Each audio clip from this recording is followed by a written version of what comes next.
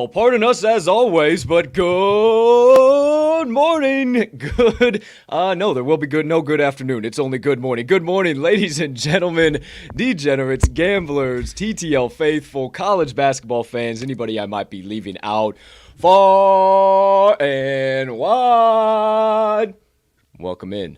Two Cup of Joe on campus, episode number 113. As I adjust my microphone here just a little bit this morning, I am your humbled, honored, hyped, and always handicapping host, Colton Capping Colt Sroka. And I don't know about you, but I'm already high for the weekend. And as the legendary Bishop TD Jakes once said, wake up, wake up, wake up, wake up. We got a whole college basketball slate to cap, my friends. I don't know if he said that last part, but I know I said it, and I'm telling you what, I got a man here who's ready to do it right alongside with me. The man, the myth, the degenerate gambling legend himself, Mr. Riley RMags Magnuson. Partner, pal, how you doing over there today, my man? Freezing up a little bit, but now you're back in action, I think, or maybe I was just tweaking. I'm doing fantastic, my man. You like my drum solo coming in there, dude? Oh. Electricity, absolute electricity. Got the reappearance of the old gold hammer. The hammer, dude. We haven't had the hammer forever. Dude. I love it. I couldn't be better. It's Super Bowl weekend. UFC 271, I believe it is. Man, you've got the blog out. I can't wait to read it after this. I'm coming, dude. Elizabeth. I'm coming. It's a full slate filled with nothing but good stuff. I am telling you what. I'm hoping we can find some ads today, because I've got a slimmer card this morning. I was up late last night finding some value, and not a lot of movement on the ones I was looking at, man. So I'm hoping we can add some stuff to my card here today on both of our sides here. But I'm feeling fantastic, man. I am absolutely juiced and ready to rock. Well, hot damn, I'm actually on the same page, dude, because I only got 5 picks coming out here today. Another really hard Saturday to cap. I'm not in love with the board by any means, but I'm in love with the plays that I found. So I got about one play for every slot, at least through 4:30. So 11, 12, 1, 2, 3, and 4:30. So I got those covered, and then hopefully we can add something later on. I don't know. Obviously, I got UFC later too, so we'll talk a little bit about that. I dropped the blog this morning. But yeah. Well, let me ask. I mean, was there any, as far as capping this, was there any thought as far as trying to, and maybe I'm overthinking it, and I kind of try to pull myself out of this thought as far as Super Bowls tomorrow? Are they setting these lines in a different way just to, whether that's give the public cookies or trap the public to take their money before?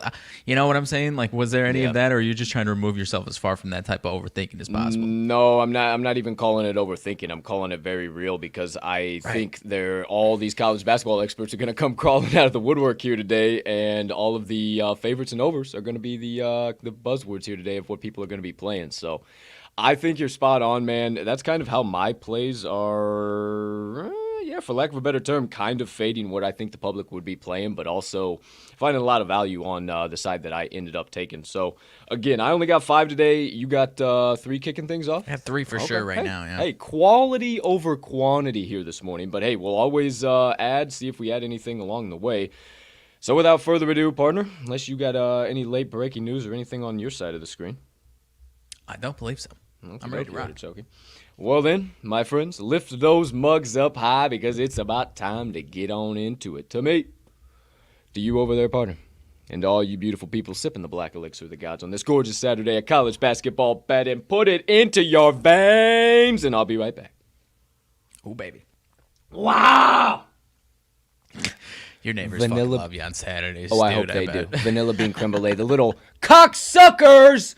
We're up until 2 a.m. running around, beating around, so I don't give 2 half of a dams last night, so fuck them. Give them the blades. Time to get up, bitches! Wake up, wake up, wake up! All you need is my, I got a nice loud, grindy coffee grinder that's definitely is popular favorite in my building. Yeah, I should move the coffee grinder and the coffee pot into here, and mid-show just fucking go bananas. All right, it's going to be a beautiful Saturday. We already got the vibes flowing. 6 minutes after the top of the 8:30 hour. Let's get into it. Kicking things off, my friends, an 8-10 matchup. And I actually got a play out of it right off the bat. Little mid-major action for us. Going to St. Joe's and the Umass Minutemen, my friend. Tipping off 11 a.m. Central Standard Time. The line did open up to 2.5. It is up to 3 now, but I think that is just a little bit of classic case of Fugazi line movement. And I just want to look here, make sure. Yeah, some spots still offering 2.5, mostly 3, but I think it is going to be a classic case of the public seeing the brand name of UMass right at the top. Oh, they're the favorites. Easy. They were great last year. They're not so great this year, and I think you need to be a little tentative here today. I really think that this is going to be one of the biggest public favorites to kick off the slate here. When everyone zigs, you know the drill. I zag, my friends, and it actually kind of surprised me. St. Joe's is ranked 150th per KenPom, and UMass is 187. Now, I looked through it, and it's kind of been a crapshoot lately if the Hawks are going to win outright or not, but they have been able to cover just about everything you put in front of them. 5-2 against the number, last 7 overall. And typically, I would take UMass in this spot if it was last year, but St. Joe's has proven to be the much better team out of these two this year, and I'll come back to that, so stick a pin in that. But UMass, they have been able to cover shit, inconsistent at best, 3-3 ATS, last 6 overall. However, the last time they covered a favored spread was December the 13th of 2021 as 2-point favorites in overtime. They beat Fairfield 77-73. Should not have been that game script whatsoever, and that's over 2 months since they have covered, almost 2 months to the day that they have covered a favored spread. I am not buying it. Not to mention the last time before that, they were a 7.5-point favorite in their last matchup against George Washington. Failed to cover and lost outright, and then before that against Duquesne, they were a 4-point favorite on January the 8th. Failed to cover and lost that game outright as well. Point blank period as a favorite. The UMass Minutemen are just overvalued this year. I talked about St. Joe's just a minute ago being the better team this year, and really it comes down to their defense because both offenses are not setting the world on fire. I'm not worried about them, but defensively, St. Joe's 232nd points per game allowed. Now, hold on. 187th in field goal percentage allowed. 170th in 3-point field goal percentage allowed. 87th per KenPom in opponent effective field goal. They are 5th in A10 in opponent effective field goal and 57th in defensive rebounding. Now, simple comparison to UMass, 346th in points per game allowed. 353rd in field goal percentage. 312th in 3-point field goal percentage. 340th per KenPom in opponent effective field goal, not to mention 14th in the A10 in that exact same stat, and 255th on the defensive glass per KenPom. The 3 ball is going to be very important for St. Joe's to shut down, and I definitely think that they can do that here today. And one final thing as to why they've been a little bit better team this year is because St. Joe's is just bigger and more physical. 14th in the nation per KenPom in height compared to UMass that's 257th. I'll be back in the Hawks all day long, my friends. I like the 2.5. Matter of fact, I love the 2.5 on the road, but you don't believe me? Believe the trend. St. Joe's 5-2 against the number last 7 road games, 7-1 against the number last 8 versus a team with a losing straight-up record, 7-3 against the number their last 10 following a straight-up loss, and 4-1 against the number their last 10 against an A10 opponent. UMass 1-4 against the number their last 5 home games, and 1-4 against the number their last 5 versus a team with a losing straight-up record overall. Give me all of the St. John's Hawks. I absolutely love them. First play of the day. First matchup kicking off the card. Plus 2.5 for mine. I'll put it in the ticker. Anything you got to say, good sir? Not really, my dude. I like it a lot, though. Way to get us kicked off, dude. First game off the board. I don't know. Has that ever happened? I'm not necessarily certain that it has, but also what I don't know, I'm going to go St. Joe plus 2.5. I am more than comfortable at the plus 3. I think it's Fugazi, guys, for sure, too. So there you go. It's in the ticker. And as a matter of fact, speaking of, has this ever happened? I don't know if we've ever had a day where I kick things off and then you have the very next play handled right away. So we go to the SEC for the next one. Arkansas Razorbacks. Woo! Pixel going up against my Crimson Tide. Might be one of them days the old Crimson Tide's overvalued. I don't know. I'm staying away. Partner, what say you? Partner, I am buying into what you just said because I am taking the old Must Bus and the Arkansas Razorbacks, dude. I personally believe the Must Bus is not only back, but all the way back, and is about as good as advertised coming into the season. And, you know, I don't think what we saw the first couple of months is any type of indicative nature to what this team is, man. I really believe they are all the way back, and maybe you agree or not, this line kind of seems to me They've had this nice type of run, and it seems like the books expect some regression here on the road at a tough place in Alabama. Sure. I personally do not buy it at all. I'm not saying they get the win. I could see this being a really tough, down to the last possession type game, and they lose by 2 or 3. I could absolutely see that. But I love the 5 in this spot. Alabama coming off a win this week against Ole Miss. They have not been a very good team in a following up wins type team. Mm-hmm. As Arkansas team is doing it well on both ends of the floor. They've been playing solid defense. They've been playing solid transition offense. They've been playing well in a straight up set offense. 3-point percentage and just volume of 3-point shots is an issue for them. Alabama's not a team that's going to shoot them out of the gym from that respect, so I don't have any concerns in that aspect. But plain and simple, I think it's going to be a good, scrappy, tough SEC matchup that we could see come SEC tournament play. That could be a huge deciding factor for that tournament partner. Arkansas, 5-1 last 6 versus a team with a win percentage above 600. They've been doing it against everybody in the SEC lately. I don't see this as the letdown spot after the win against Auburn. I really don't. 5-2 last 7 as a dog. And then Alabama, not a good team profitability-wise, obviously. Hey, watch yourself. Hey, sorry, not a good profitability team against the number is what I meant here. But yeah, I apologize. They're a good team. I do love Nate Oates. My bad. I got to take my words back. My cousin Vinny. Yeah. 3-8-1, last 12 versus a team with a winning record. So you're right. I do believe they are overvalued against these good teams in the SEC, man. 1-5-1 last 7 on Saturday. They haven't showed up, especially in these early windows on Saturday. And 0-8 last 8 as a home favorite, man. In the dog spot here at home, they've been really solid, right? But not the case here. But especially the one thing that kind of finally slapped me in the face and got me in the boat, partner. Arkansas 6-1 last 7 straight up and ATS versus this Alabama team, man. So I think the Must Boss has Nate Oates' number. And, personally, I would not surprise me at all if they got the win, but I absolutely love the 5. Down to 4.5 in a couple spots. I'd take it down to 4, partner. Wouldn't go past that. But first bet to kick it off, Arkansas +5. I ain't fading my Crimson Tide. I'm out of the SEC for a little while, but I think you're on the right side. Just crazy big days like this, from my point of view as, hey, I love the mid-majors. I try and stay out of these games at all costs. So, hey, you got them covered for us, and I think you're on the right side 150%. There you go. There you have it. It's in the ticker. RMags has got Arkansas +5. Cool with the +4.5 as well. Okay. Excuse me. Moving right along because I know we don't have... anything crazy here for a little while. So, if anything interests you, stop me. If anything interests me, we'll kind of talk about it a little bit further. But honestly here, man, just a crazy, crazy day all across the board. So, first things first, Texas A&M at number 2, Auburn. Auburn laying 12 on their home hardwood. Too many points for them to cover or just enough? That seems spot on, doesn't it? I actually thought it was too much. I was interested in A&M, but there's no way I can talk myself into what we've seen from them over the last couple of weeks, man. Absolutely no way. And Auburn in a bounce back spot. Give me a break. I think that number's pretty spot on. What about you? 100%. I got crushed at Texas A&M +1.5. Now I'm supposed to get in the boat at +12. You're out of your damn mind. I'm out. Next game, Texas Longhorns against the Baylor Bears. They're going to be sicking them potentially at home here today. Bears 6-point home favorite. Total at 139 after 129.5 open. Anywhere you were leaning, partner?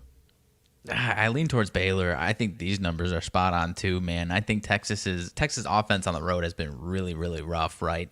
And their defense not quite as good as compared to at home. So I think the numbers are spot on. I couldn't talk myself into it though. I think so too. And yeah, you can't really, even though we've kind of seen this uptick from Chris Beard and the boys here lately, 2-5 straight up and against the number on the road is just something that I can't overlook, especially in this time we're getting close to conference play. So, moving right along, Creighton Blue Jays against the Georgetown Hoyas. If I'm going anywhere, I'm laying the 4 with Creighton, but I just don't know why it opened at 4.5. It's down to 4. It seems like a very severe public side. I can't trust Patrick Ewing and the boys. I trust them last Saturday. They had a lead. I got this stat flashed across the screen that said, oh my gosh, the Georgetown Hoyas this year are 5-1 straight up when leading or tied at halftime. I said, boys, we got it. I took all 7 points. We're going right to the pay window. And they got crushed by 16. I'm out on the Georgetown Hoyas. I have no interest in backing the Blue Jays either because they've kicked me square in the Coyones the last 2 games I backed them. I'm so far out of this Big Eats matchup, it ain't even funny, partner. I got cold shivers, dude. Get us out of here. Done. I don't like it at all. Done. Okay, how about to the Patriot League? We got my favorite, the old Mountain Hawks, against the Lafayette Leopards. That's leopards for you out there wondering what the hell that is. The Mountain Hawks, man, laying 3.5 on their home hardwood. I think this one just has no value. And I tried to look into those ones because, I like to back these teams. I like to get involved in the Patriot League. And, man, I just did not see any value from any angle. And I know that you definitely didn't see any value from any angles. So we'll keep it moving. The Boston Damn U Terriers are laying 11.5 at home against American U. I think just too doggone many points. But American U 6-8 ATS on the road. They've just been too inconsistent, period. I mean, 10-13 ATS. I got no clue what the hell they're going to do. So that's a firm stay away on that one as well.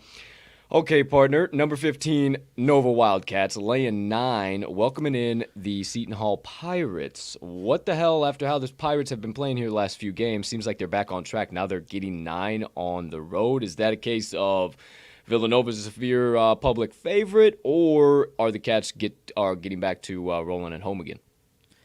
This is a tough one for me, man. This just feels like way too many points, but you're right. I don't know. I don't want to be on that train of...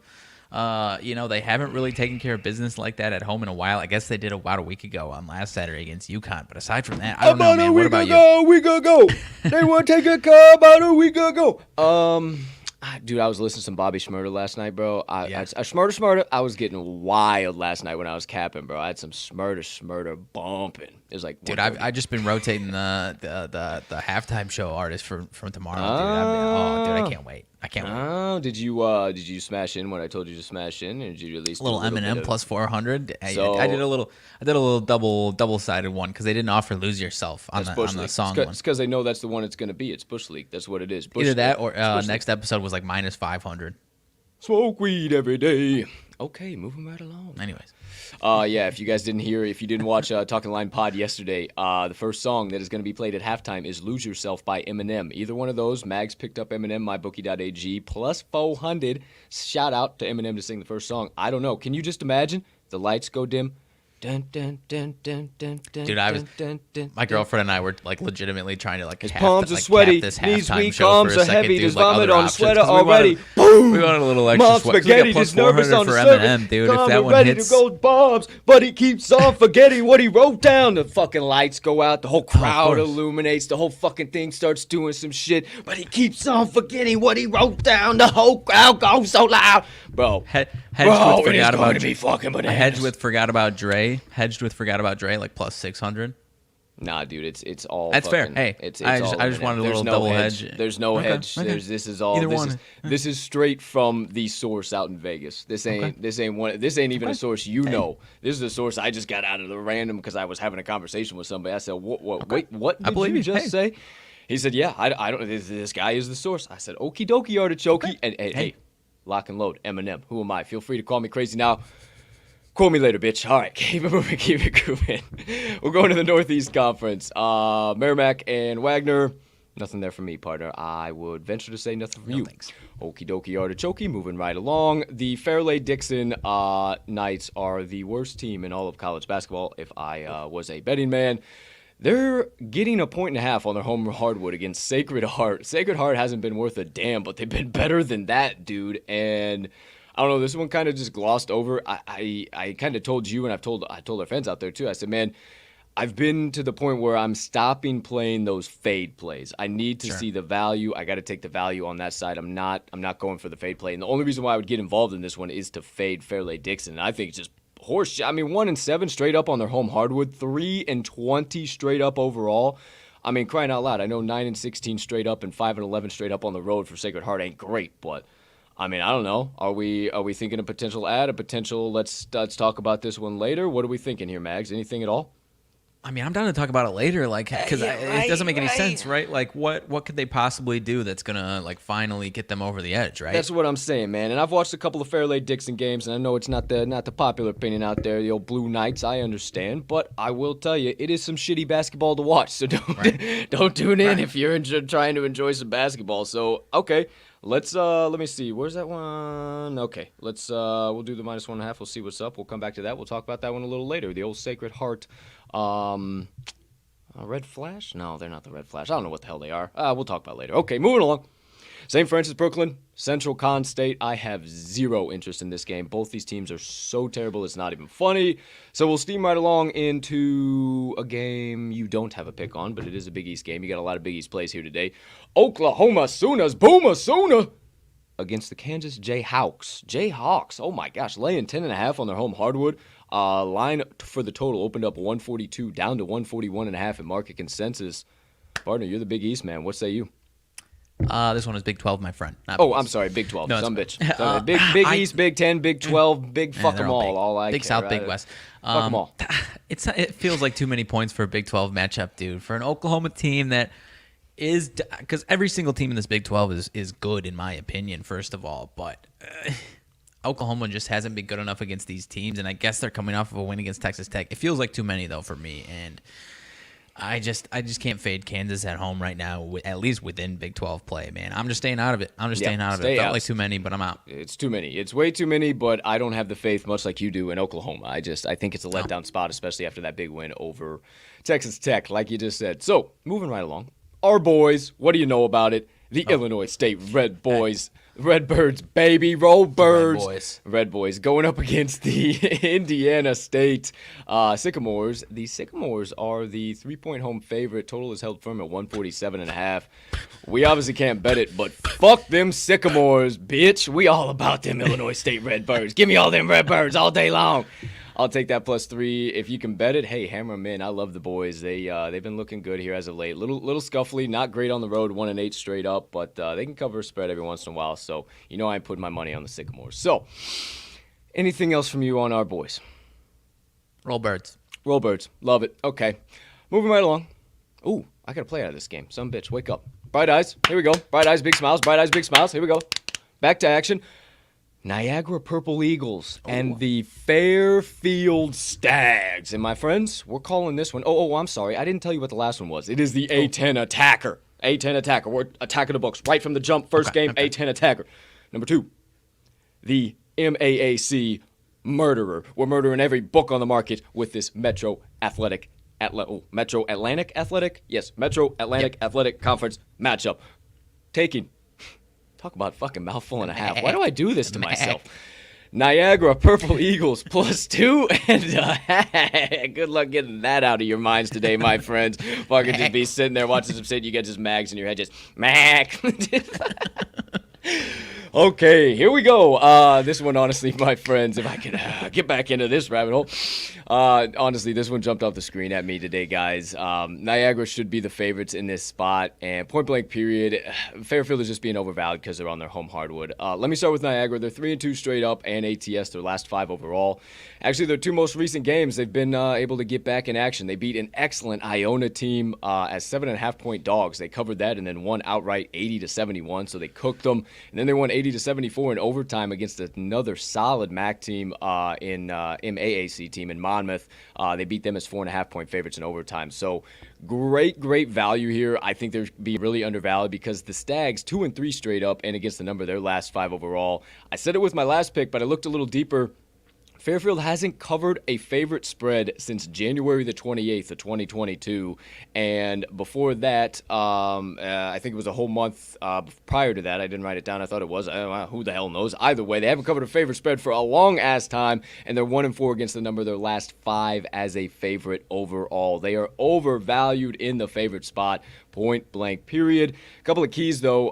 This is really going to be an offensive game, and it comes down to who can shoot the rock better, and that is all Niagara. 152nd in effective field goal and 94th in opponent effective field goal per KenPom. Fairfield 185th in effective field goal, 119th in opponent effective field goal. 3 ball is also going to be really huge. Niagara's ability to shoot is going to allow them to pull away, and I think they're going to win this outright. But you know how I say, take any points the books are willing to give you.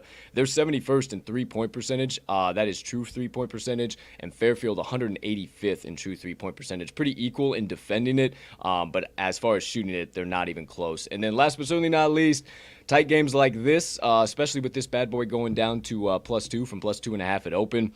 and tight conference games like this, you got to look at the free throws. The charity stripe numbers are so damn important, and they play in our favor here today. Wouldn't you know it? Niagara, 73.5% from the charity stripe across the board, 74.6 on the road. Fairfield, 69.6 overall, and 72.2 at home. So very interesting split there. But I think because of all of that, at the bare minimum, Niagara gets us a cover. But I think the Purple Eagles win this one outright. You don't believe me? Second time. Believe the trends. Niagara 12-4 ATS last 16 Saturday games, 6-0 against the number their last 6 games in February.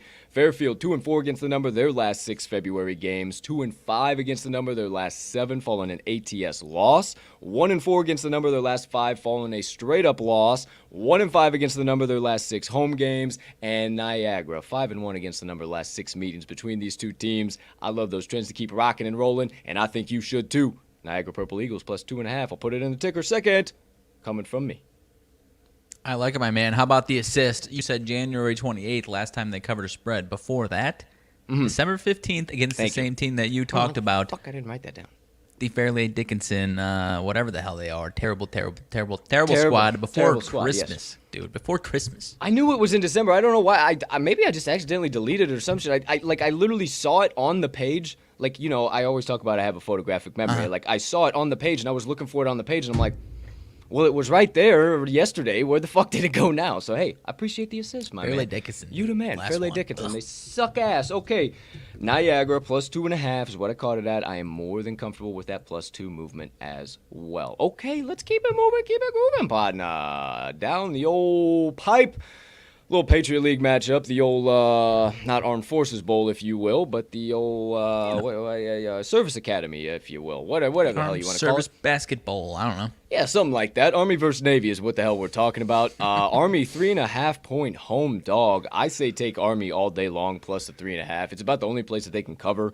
And the reason why they keep getting this value is because they go on the road, get their teeth smashed in, and then they come back home and play a lackluster team and they get shit-ass value, and you're able to get them like this. So if I'm going anywhere, I'm going Army. I haven't looked here recently as far as bets and money splits. You got that up at all, partner? Or?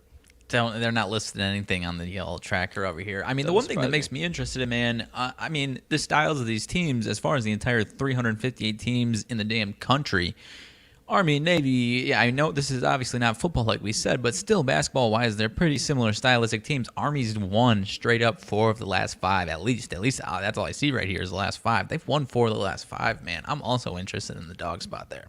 Dogs 7-3 last 10 meetings against the number between these two. Midshipmen 1-4 against the number their last 5 following a straight-up win. The Black Knights are 4-1 against the number last 5 as a dog, 7-3 against the number their last 10 home games. 4-1 against the number last 5 versus a team with a winning percentage above 600. 5-0 against the number last 5 versus a team with a straight-up winning record overall. Let's add those Black Knights plus 3.5. We'll come back talk to it later. What do you say? Okay. Yeah, I like it. Got a little bit of value there. I think it's got a little value there, so we'll add that. Okay. Moving and grooving, just because I think how I kicked that off by saying they were on the road, they just got their teeth kicked in, they come home. I think there's something to that. So I think so. Moving right along into the Big Sky, Northern Arizona Lumberjacks against the Montana State Bobcats. Don't try and back a heavy dog here in any capacity whatsoever. The Lumberjacks are one of the worst teams in the Big Sky point blank period, but I do think this is too many points. However, don't even get me down that track because we don't need to be putting our bankroll on this game whatsoever. Keep it moving, keep it grooving. Charleston Southern, speaking about staying out of a game against Gardner-Webb, quite possibly contender number 1 stinker of the day, I probably would say on this one, but I'll let you know if I find another one. Oh, actually, here's the next one. Bryant versus LIU. This one's probably another contender as well. Not going to be worth a hot damn. Ball State against Buffalo. The fact Buffalo is laying 11.5 on their home hardwood is very intriguing to me. But because I would want to take Ball State in that spot. I would want to take the 11.5. But 2-7 straight up and against the number on the road are the Cardinals. So your boy stays way the fuck away from that one. Anything, those big dogs in the MAC haven't been really been our sweet spot this year. Not good, dude. And then okay, so now I am so confused with the MAC, dude, because Ohio came in at that same spot. It was like a week, maybe about 3 weeks ago. Where I was like, damn. Yeah. And we took Buffalo, and they fucking crushed us. They were in that same spot this week, and they got crushed. They lost by double digits. It was insane. I was like, okay, so now it's going to start happening? Like, the MAC might just be the biggest clusterfuck in the country, right? I think so. I honestly think so. SEC matchup. South Carolina, Georgia, dude. Georgia plus 2.5. This might be the nastiest big conference team on the slate here today, partner. You got any thoughts? I mean, can you potentially take the 2.5 with the Bulldogs at home? Little UGA power? I'll be honest. I hate these teams so much that I didn't even realize I must have glossed so hard over them that I didn't even realize they were playing, dude. You're right. This is a contender for worst Power 5 matchup of the season, dude. 100%. I'm more interested in South Carolina. They've at least had more continuity this season than Georgia has. Despite Georgia every once in a while putting up they're still 5-10-1. Georgia at home against the number 6-9.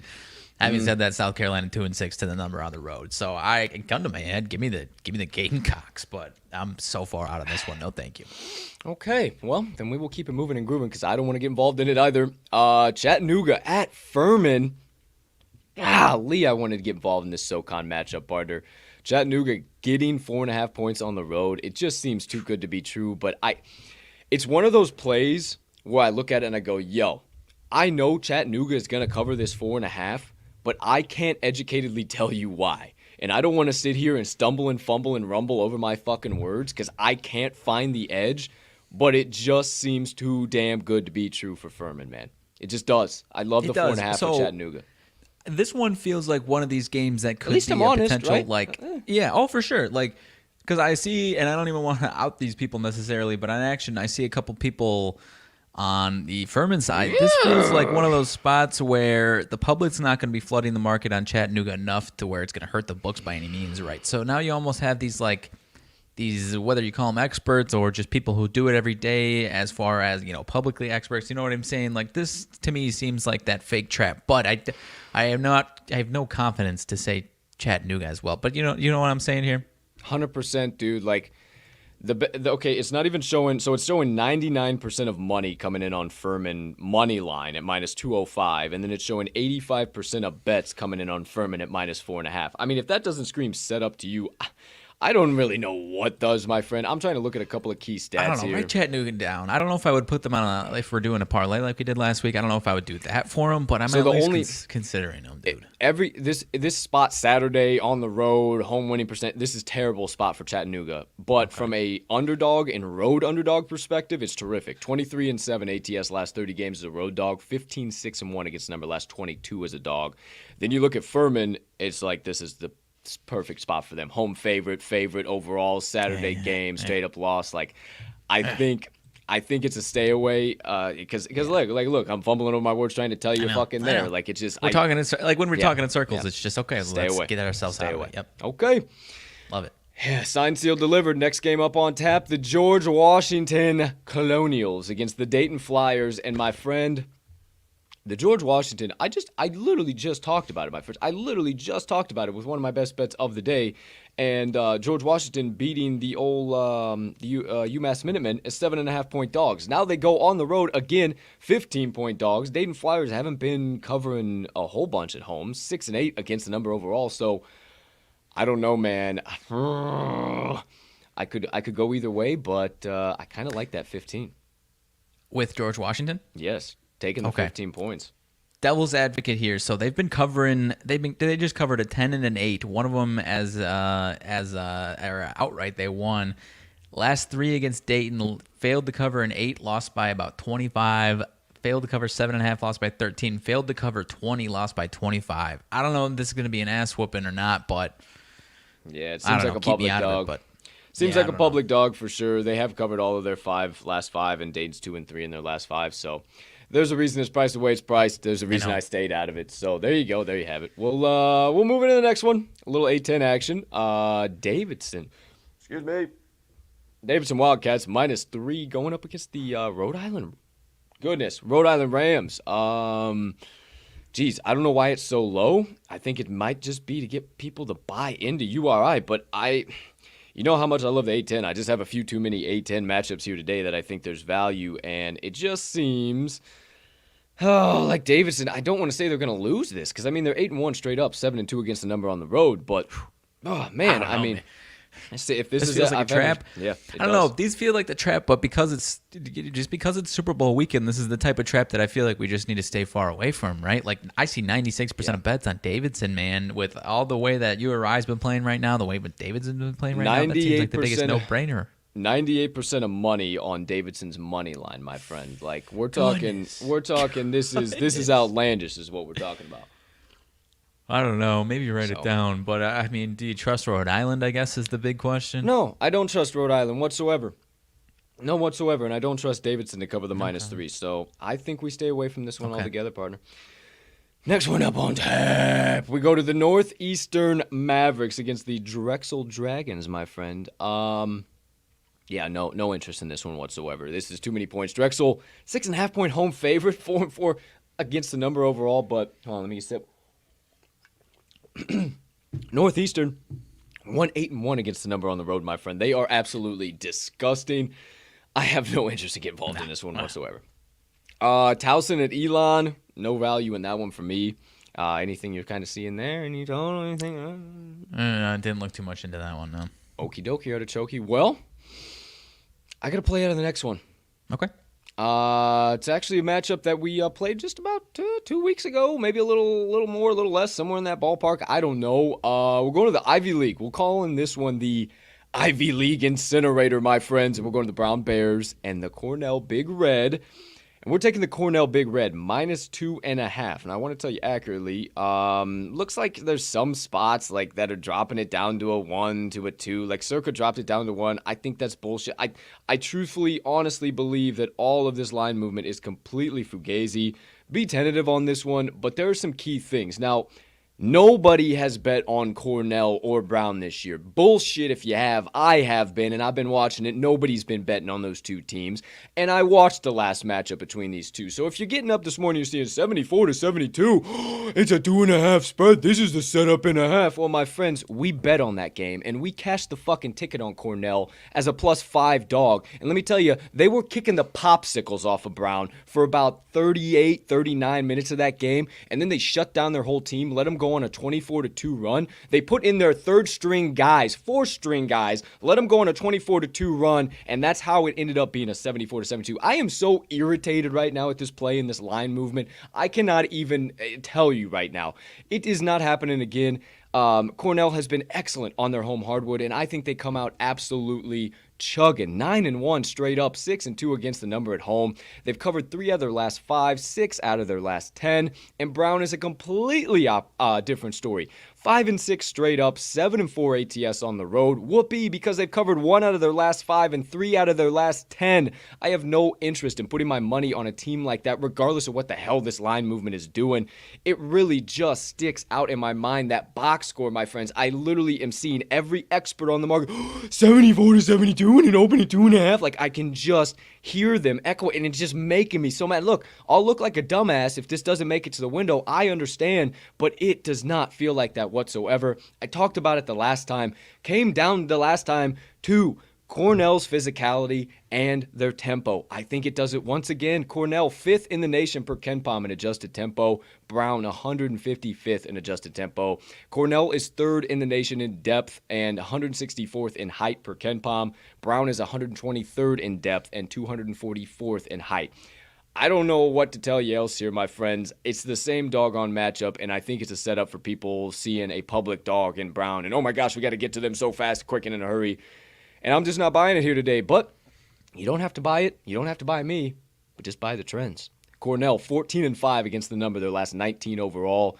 4-1 against the number, last 5 following an ATS loss. 7-3 against the number, last 10 following a straight-up win. 9-4 ATS, last 13 home games versus a team with a losing straight-up road record. Brown, 3-9 against the number, their last 12 overall. 1-4 against the number, their last 5 versus an Ivy League opponent. 5-1 is the home team in the last 6 meetings between these two. And Cornell is 6-2 against the number, the last 8 meetings between these two. I don't know where they're getting it. I'm not buying into it. Sorry, Circa. I am not buying your line movement. I'm all in on the Big Red -2.5 and would take them at the -1, -2 as well.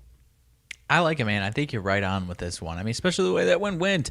We've seen so many games like that where it's box score games at the end of the day, but when a team is dominating them for as long as you were saying, and as long as we saw, then that typically translates the next time around. I turned the game that was off that one, right? and saw a crazy alert, and I about shit my pants, and I turned the game on, and I said, why in the world is the third string left out water boy playing on the floor right now? What are we doing here, boys? Like, I thought we were going to bust the cover. I thought the cover was going to bust, and I 150% believe this is the right side. But if I'm telling you to be tentative on any of my 5 plays today, this is the one.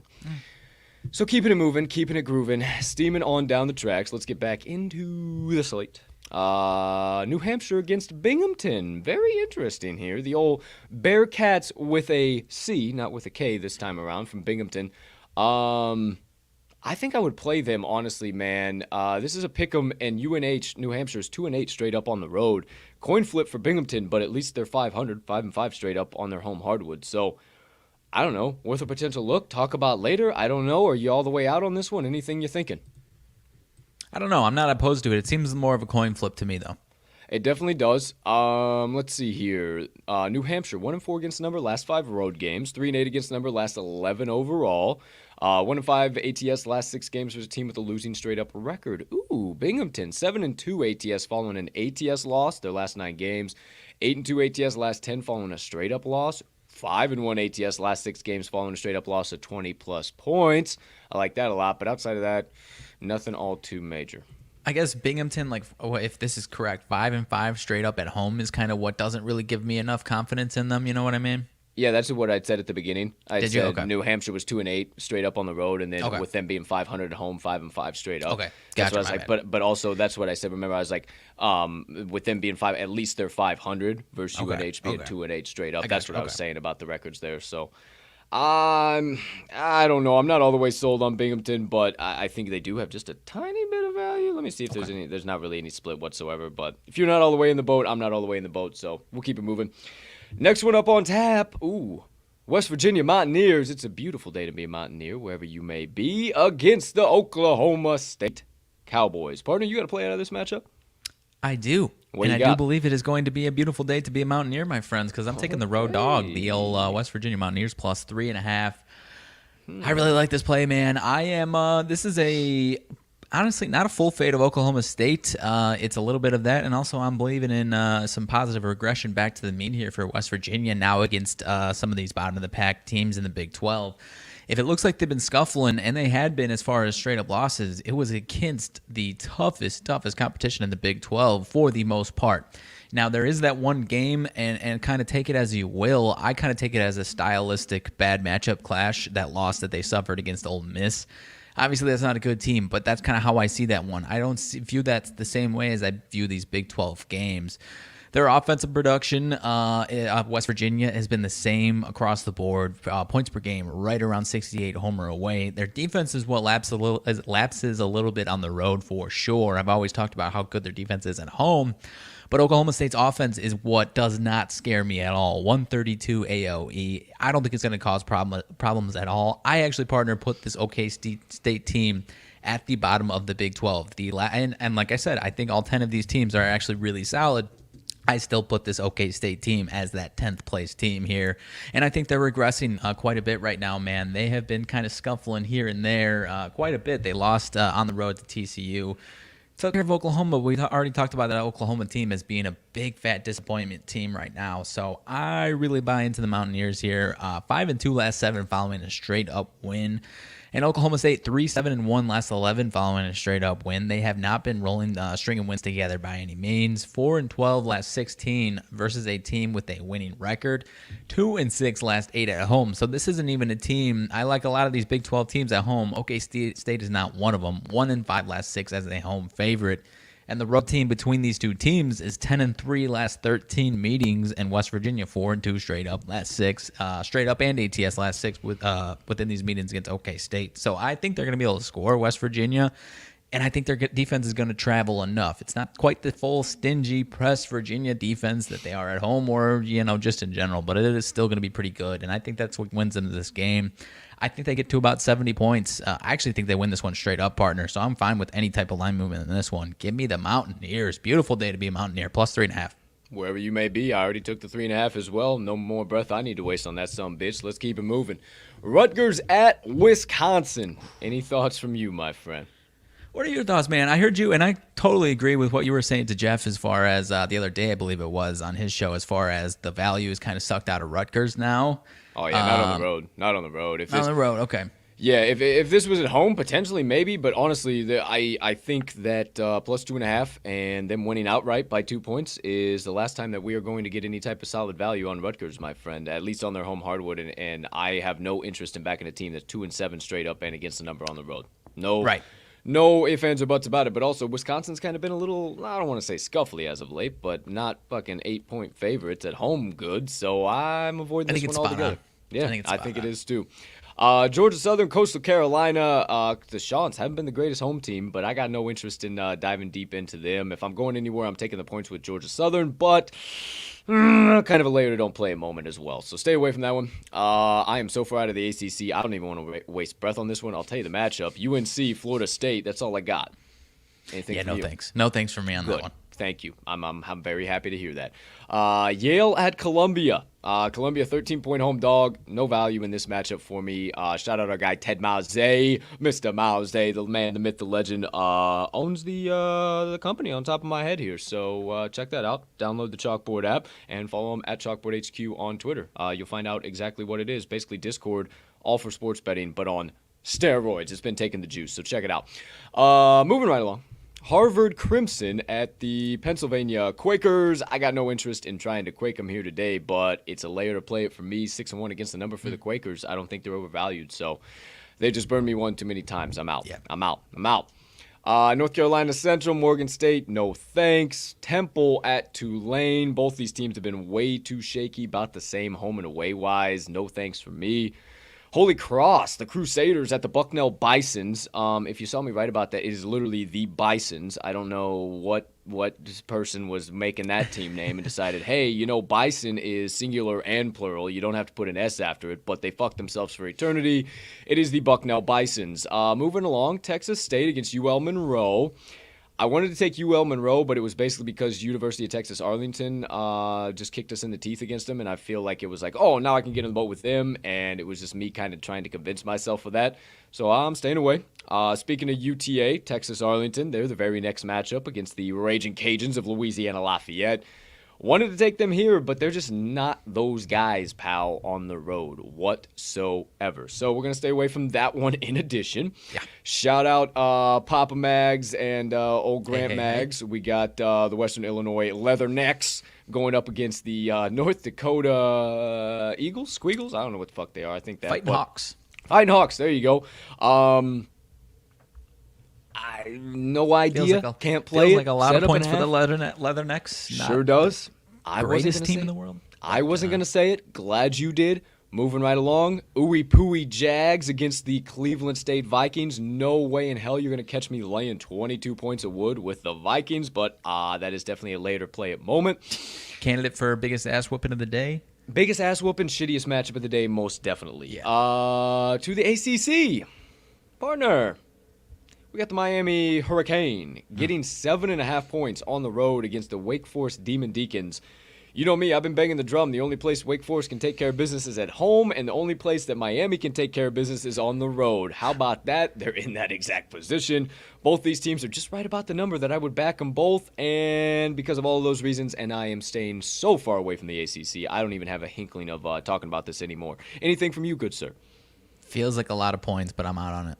Oh, it feels like so many points. I know. There's so many, dude. It's yeah. hey, here's the 7.5. This Hurricanes team's been fun, right? Come on, we're a lot of fun. Come on the boat with us. I don't know. And Wake Forest just absolutely crushes teams at home. I So know. stay away from that one, kids. NC State at Pittsburgh. NC State couldn't cover a twin-size bed if you called them a king-size blanket. They ain't worth a hot damn right now, and neither is Pittsburgh on the opposite side of that coin. Another ACC matchup. Get me the fuck out of here. Ugh. Anything from you? No, that one's gross, man. NC State rolls Pitt, but I'll be damned if I'm confident in taking either of these teams, man. They are ugly. 150%. Okay. On to the Bearcats with a K, this time of the Sam Houston variety, laying 10 points on the road against the Chicago State Jaguars. Chicago State not worth a hot damn whatsoever, but we can't bet it, so we're going to stay away on that one. Next one up, North Texas Mean Green against the Rice Owls. I don't know. I wanted to get involved with the Mean Green, but for some reason, I just couldn't get all the way in with the -5.5, man. And I also couldn't confidently tell you that Rice, much like Chattanooga, I couldn't confidently tell you that Rice is going to cover this 5.5, but everything inside of me is telling me that Rice is going to cover this 5.5. But I don't want to sit here and talk in circles and act like I know something I don't. I love Conference USA, but if I'm going anywhere, I'm taking the 5.5 with the home dog. But I also wanted to kind of look at the spread here. Any thoughts from you, partner?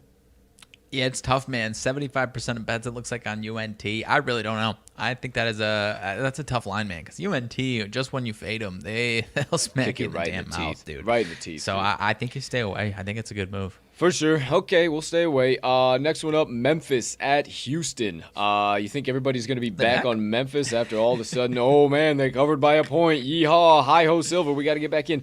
I mean, is it crazy to think that you just auto-play Houston because of that, or do we stay away from the AAC for sure?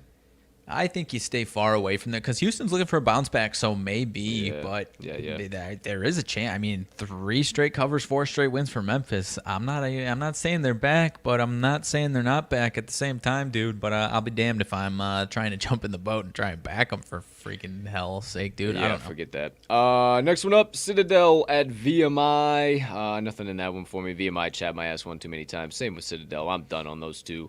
Bowling Green at Miami. Nothing in that one. I would say if you're going anywhere, go to Bowling Green. Miami, Ohio, they've just been so doggone bad, dude. But we'll stay out of that one in general. Okay, give me your thoughts. Indiana Hoosiers, Michigan State Spartans. Why'd you decide to stay away, Mr. Big Ten Homer? You know, I wanted to jump in the boat somewhere, man. I do.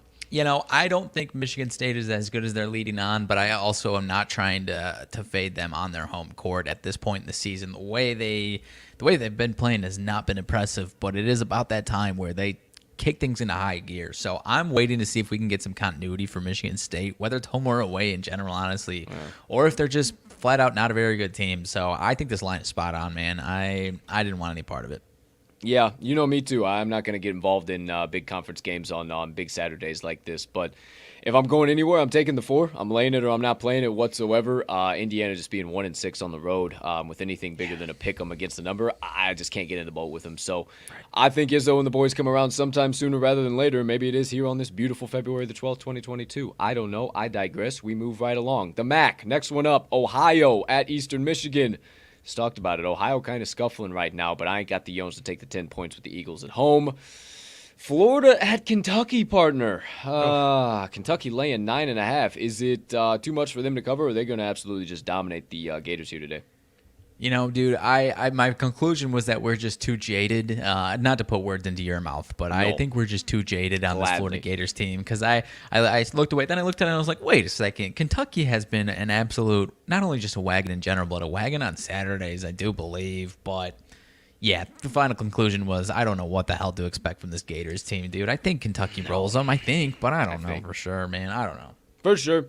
Okay, that's kind of where my head is for sure, too. South Dakota at Denver. No thanks. Definitely could be another contender for shittiest matchup on the slate today. Yeah. William and Mary Tribe against James Madison. Just about when you fade the Tribe in a spot like this, they'll kick you in the teeth again. No thanks. Ooh, hey, shit. I got to get with it. I'm leaning back here, relaxing. Next one up, we're going to the A-10 again. Oh, baby, it's an A-10 day for your boy. VCU against George Mason. And my friends, we're calling this one the A-10 Annihilator. That's right. We're annihilating every damn book on the market with this one. We're going to the VCU Rams and the George Mason Patriots. We're not taking a side. I didn't want to homer out too much. I think I would lay it with the Patriots if I was a betting man, but I think the more valuable side is the over 127.5. Set a little bit too low, basically just based on the perception of these teams. Everybody sees VCU as that defensive powerhouse year in and year out. Sorry, Charlie, they're kind of a wagon to the over so far this season. 4-1 to the over in their last 5 games overall, and George Mason is 7-3 to the over in their last 10 games overall. So these two teams have been a wagon to the over here as of late. Books have been undervaluing them pretty severely. Ran my numbers on this one. I got a line of 134.6, so anytime I tell you I get 4 points or more, I love it. We're getting 7 here, boys and girls. I absolutely love this over. Honestly, I just talked about VCU's defense, and it really has started to fail them as of late. They're giving up 69.3 points per game over their last 3, compared to on the season of 60.3 on average. George Mason really doesn't have a defense whatsoever, but it's definitely not good as of late either. 76.3 points per game over their last 3, compared to 68.5 points per game allowed on the season. Offenses are going to have no problem here against these scuffling defenses. George Mason, I don't care that they just went to overtime and, oh my gosh, that's the only reason went over. Nah, I don't think so whatsoever. George Mason's going to put plenty of buckets in, and VCU's going to be able to put plenty of buckets in. But say that 5. Put plenty of buckets in. Say that 5 times fast. I think they're going to be able to do that just because of the lackluster nature of both of these defense. But you don't believe me, my friends. Believe a boatload of trends. Over 5-2 in VCU's last 7, following a straight-up win. 4-1 in their last 5 A-10 games. 4-2 in their last 6 games played in the month of February. George Mason, the over is 6-2 in their last 8 Saturday games. 4-1 in their last 5 following a straight-up win. 5-2 in their last 7 against an A-10 opponent. And the over is 4-1 in their last 5 February games. I absolutely love this one to steam over. I mean, again, I got 134.6 on my line, giving a 7 points buffer in that spot. I love it. VCU Rams and the George Mason Patriots, the A-10 annihilator, over 127.5. I like it, my man. I mean, if you remember back to November, I was all over this VCU team as an auto play almost to the under. And it not only because of what you said about their defense, because it was stingy the first month or so of the season, like extremely stingy, and now it hasn't been. But also their offense is totally 180'd, man. They were miserable in November and December. Now they're at least back to competence, right? So I like it, man. I do. 100%. And also one final closing bit on that, too. Total opened up at 126 up to 127.5 as well. So just a nice little bit of line movement. It's still going up, dude. Yeah, I saw it at 128 in some spots as well. So again, you know my number. I'm comfortable 130, 131. 132 even maybe. Just but be tentative if it gets around there. So let me VCU versus GMass semicolon over 127.5. Save ticker. Bang! Okay. I only have one more play on the entire slate, partner, so we can basically just cook right along, see if we got any additional value, see if we're going to add anything, what we're going to do here. So, all right. Samford against ETSU. Anything from you, sir? No, sir. I think this is spot on as well. I can't really find a side or a value. I've tried to back Samford a few times. You know me, the SoCon guy. Stay away. Dartmouth at Princeton. No thoughts at all from me on this one. Anything from you? No, sir. Okay, Georgia State at App State. I really like Georgia State, partner. I just don't know if I have the yawns. Like, it just feels like oh, hey, do we back our man Sean Murphy again? Shout out at Sean Murphy Sports. Do we back our man again? Oh, what he's got? So he's got the over again, over 131.5 in Georgia State against Appalachian State. We backed him last week on that, what got nice and sweaty towards the end. Very random Sun Belt game for our guy here at 3 p.m. Maybe we'll tweet at him again. I could tweet at him after the show. Let's see here. Definitely some under trends going on, but, I mean, I'm not all the way out. I don't know. What do you think, partner? Over 131.5. It looks like in a couple spots. I'm not opposed to it. It felt like we kind of pulled the rabbit out of our hat last week, but I don't know, man. You tell me.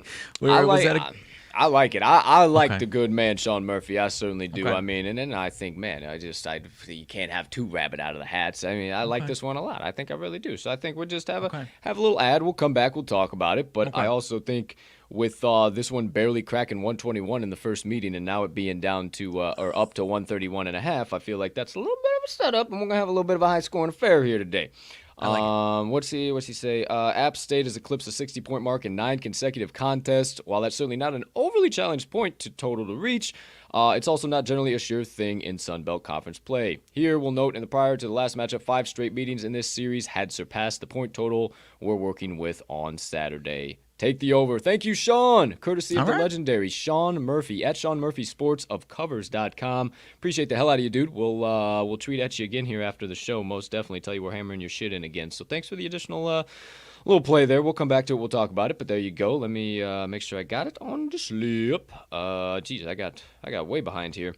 Goodness gracious, I got way behind on the old tap here. What time is this game? 3 o'clock? Oh yeah, 3 o'clock. This game's okay. I gotta big old 3 o'clock slate. I gotta speed up here a little bit. Okay, where the hell is this doggone? I gotta find it to be able to add to the doggone thing because I know you got a game coming up here too. So hold on, let me find the doggone Georgia State. Oh, okay, here we go. Come on. Bright eyes, big smile. Okay, there we go. Got it. Over 131.5. All right, moving right along, my friends. Next one up, Valparaiso at Missouri State. Thoughts from you? I got nothing on that one. I actually don't see a line. Okay, minus 12. Minus 12, yeah. No thanks. Seems pretty spot on, right? Good altogether. Seems like this is way too many points for the Texas Christian Horned Frogs to be covering TCU at Texas Tech. Texas Tech laying 10.5 after a brutal beat to Oklahoma on the road. I think they cover that with ease, my friend. But you know me, I don't like laying double-digit worth of chalk. What do you think? Yeah, I was starting to find myself interested in TCU, man. This feels like too much for a Big 12 team, and TCU's been good on the road. But you look, bad matchup for TCU's offense against Texas Tech's defense at Texas Tech. Last two matchups, 69-49 and 88-42. Texas Tech winners, man. I kind of think, and the team total for TCU right around 58.5, partner. I looked over there. I personally think that kind of, to me, states another defensive ass kicking for Texas Tech here at home. But I really like this Texas Christian team, man. They're scrappy when they need to be. So I'm just all the way out on it. And I told you, I don't remember when it was, but I'm kind of at homer status for this Texas Tech team. So all across the board, I'm kind of just out on this one. Same here, man. I know you're not out on the next one, though. I definitely am I'm not starting to feel like a public dog. I don't know. I just feel like a homer if I'm going to freaking back it because they're my boys. I'm not getting in the boat. Hopefully you can force the old Cyclones of Iowa State to fail to cover and lose their fourth game in a row. Partner, tell the kind folks out there, what am I talking about? You were talking about the Iowa State Cyclones and the K-State Wildcats. I am taking the K-State Wildcats on the road here, plus 5.5. I see 5.5, 5 in certain spots. I think it's too many points here for this K-State team. I personally believe this Iowa State team is, for lack of a better term, in a little bit of a free-fall, partner. They've failed, lost and failed to cover each of their last three. The two wins before that were a home win against Missouri and a road win against a team in Oklahoma State that I just talked about as my personal thoughts as being the bottom of the Big 12, my friend. Their offense is bad, man. They are a bottom 10. I looked on to double check this. Bottom 10 Power 5 offense in the entire country. All the Power 5 teams, at least per KenPom AOE rating, right? 150 AOE. Oof. Another situation where their defense is really solid, but their defense hasn't been playing as well, first of all, the last few, and their offense is just miserable right now, flat out. And K-State's just not getting enough credit, man. I don't think this is too many times to go to K-State's well. They do not get enough credit. They've also scuffled. Some of their more recent scuffles are Baylor. Bad matchup against Baylor for them. They've got two of their last 5 games. 2 of their losses are against Baylor and failed covers. And a couple ass whippings. I'm not going to deny it, but that's just a terrible, terrible matchup. And beyond that, they've struggled against some of the other top 10 or top teams in the Big 12 as well. And another team where I personally believe is a stylistic bad matchup where they also lost at Ole Miss as well as West Virginia that I was talking about a little bit earlier. Road win last Saturday against TCU. Despite what I just said against TCU, that was not a bad matchup for TCU. That was just a flat-out impressive win for K-State last week at TCU. I don't know that they get the win in this one, partner, but I do really like that 5.5, what I think is going to be a pretty low-scoring game. And I think the public's still viewing this Cyclones team as a former 12-0 top 10 team of what they were about a month ago. And I just don't think that's the team we're still seeing right now. I really don't. K-State 7-1 last 8 as a road dog. 5-1 last 6 following a double-digit loss at home. 5-1 last 7 on Saturday. 8-2 last 10 versus a team with a winning home record. They do not care about these home court advantages in the Big 12. They've gone in and taken care of business. Excuse me. And ISU, 5-11 last 16 as a 5-11 last 16 as a home favorite, where they are the home dog spot against some of these big boys and getting too many points. They've had some value, but as the home favorite, 5-11 last 16, not the same spot. 1-5 last 6 versus a team with a winning straight up record on their side of things. So they continue to be overvalued, and I really do think they are free falling. So give me the Wildcats of K-State to hang in there. I'm not declaring an outright win, but it would not surprise me at all. But Bruce Weber and the boys are definitely not getting the respect they deserve. Give me the Cats plus 5.5. Hey, I'm hearing everything you're saying, man. I'll put it in the ticker. I'm not going to smash it down. I'm not going to say anything about it. You know, Kansas State are my boys, left, right, and center. It tends to be, though, I will say, when you decide to get in the boat with my boys, they just play fucking brain neutral. So hopefully that won't happen here today, and your boy will just be a happy little camper watching the K-State Wildcats beat the absolute dog shit out of the old Iowa State Cyclones. Mainly it's because I'm jaded too. Not only that reason, but also we tried to fade, or I did twice now. We together tried to fade Iowa State at home, and that ticket got smashed through. So again, I feel like if I get in the boat on this one, it's going to get smashed through the fucking floor. So I'm staying so far away from it, it ain't even funny. I do believe you're on the right side here, though. I think Iowa State just a tad overvalued, and public bettor is probably going to go to them with knowing what they were last year versus what Kansas State was this year, and kind of Kansas State's overall 12-11 straight up, 11-10-2 ATS record too. So both sides of the coin, I can talk myself in circles all day long. I'm not talking myself into this one. Get me out of it. Moving right along. I love your play. It's in the ticker, partner. K-State +5. We got the Stetson Hatters against Florida Gulf Coast Dunk City. Nothing from me in that one. Cal Golden Bears against Oregon. No, stay out of the Pac-12, in my opinion. What's the line on that one? I don't even see it. Oregon laying 13.5 at home. Give me a break. Cal Riverside against Cal San Diego. Wanted to take the points with Cal San Diego. Riverside's been scuffling a little bit here, but I think there's a reason they're favored. I just can't find it. I got no interest in talking myself in circles on that one either, so I'll stay out. South Carolina State against Coppin State. Oh, goodness gracious. This is we got another potential gold medalist finalist for worst game on tap today. Yeah. Southern Utah against Sacramento State. This seems like an awfully short line for how good Southern Utah is and how bad Sacramento State is. If I'm going anywhere, I'm taking the 7.5 with the home dog. Both teams are 1-7 against the number on the road and at home, respectively. So do with that information as you will, but I stay out. Next one up, Delaware State. Making sure I don't miss the homecoming at Howard. Bison, shout out Ludacris. Bison laying 19.5 on their home hardwood. No thanks, I'm good. One thing Delaware State has been solid with, though. Oh, no, that's Dixie State. Don't listen to me, not Delaware State. Stay out of this game. Swaction action match up. Bethune-Cookman Wildcats against the Alcorn State Braves. Braves laying 8.5 on their home hardwood. Partner says, no, that's bullshit. I would take the 8.5 with the road puppy dog, but I am so far out of the SWAC at this point in time, I ain't doing it. Am I right or am I wrong? Oh, I would take the points with Cookman, dude. I don't know. It seems like too many. Seems like way too many. Do I know my guy? I know my guy out there, party people. What the hell? Moving right along. Murray. I wanted to get in this one, man, because I tell you, I like to race around, but Morehead is always a good thing. So we got Morehead State Eagles against the Murray State Racers, and I'm telling you what, I wanted to get in the boat with some Morehead, +2.5, 12-0 straight up on their home hardwood, but then why in the absolute HE double hockey sticks are they +2.5 home dogs? I don't know. I think it's a bit of a setup, actually, for Murray State, if you ask me. 4-5 against the number on the road. They are 8-1 straight up, but I think you stick with the home dog. They got a nice little shiny 23 number next to their name now, partner. Might jade the public a little bit. Okay, am I crazy to think that we potentially go after a little bit of Morehead here to keep us moving and keep us grooving on this potential parlay ad? I think so, quite possibly. Head-to-head, okay. Morehead. Head-to-head 2-3 straight up last 3 games, dude. 2-3 straight up last 3. Okay. The one loss was this year, though, at Murray State. 11-point loss at Murray State earlier this year. So what are they down to 2.5-point dogs for if they just got their popsicles cooked off? I don't know. Morehead State goes on the side. We talk about it here later. Okay, moving and grooving. Texas A&M, Corpus Christi, just because I love to say it, and Nicholls State. No thanks whatsoever. No opinions. Lamar at Seattle. Seattle all of a sudden scuffling out of nowhere, but you better not back them as 17-point home favorites. That is insanity.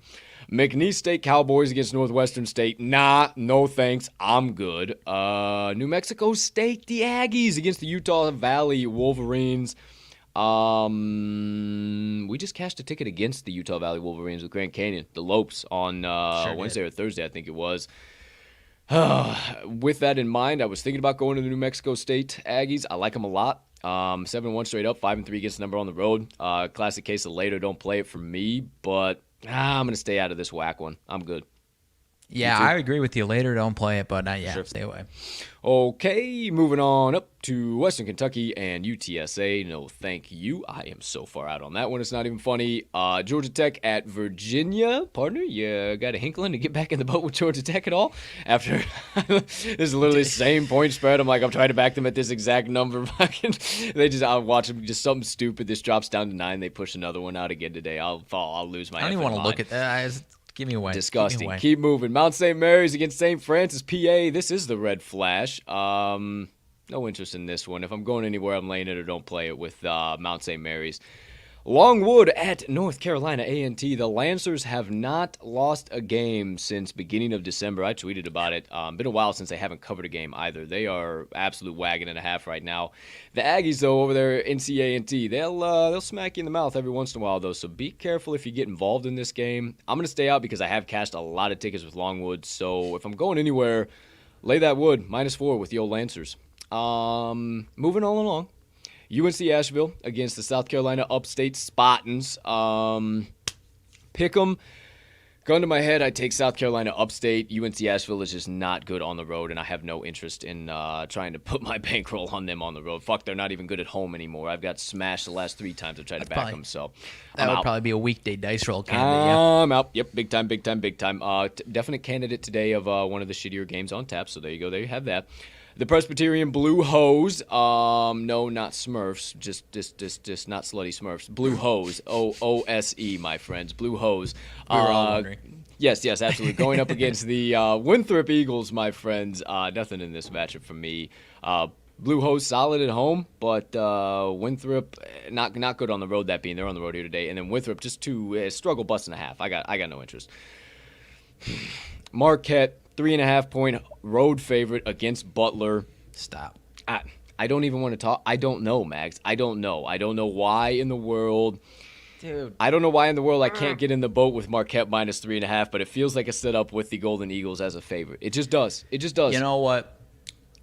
This feels like a expert setup, my friend. I honestly, I don't know what type of money, dude. I see four people on one of these apps that we use. 4 people to 0, all on Butler, and a line that doesn't make a ton of sense. And you and I have watched this Butler team time and time again. They are not a good fucking basketball team. I absolutely will not take them in this dog spot at all. No. And Shock and the boys have slapped people in the mouth time and time again when you give them this type of spread, even on the road. And this isn't even a matchup where historically Butler's been like this wagon against Marquette. Marquette's won straight up 4 of the last 5 at least. At least that's all I see. The last 5 meetings, dude. Mags. Come on. What are we talking about here? Mags. And if this is correct, I mean, we've got 70% of bets on Marquette, and maybe this isn't correct, but 86% of money on fucking Butler, man. What that means to me is severe monetary liability. Hey, my name's Colton, and I write a college basketball blog 3 days a week, and I see this money and bet split day in and day out, and I say this, even though this is in the sharp category, do not play this as a sharp play. It is a classic case of severe monetary liability.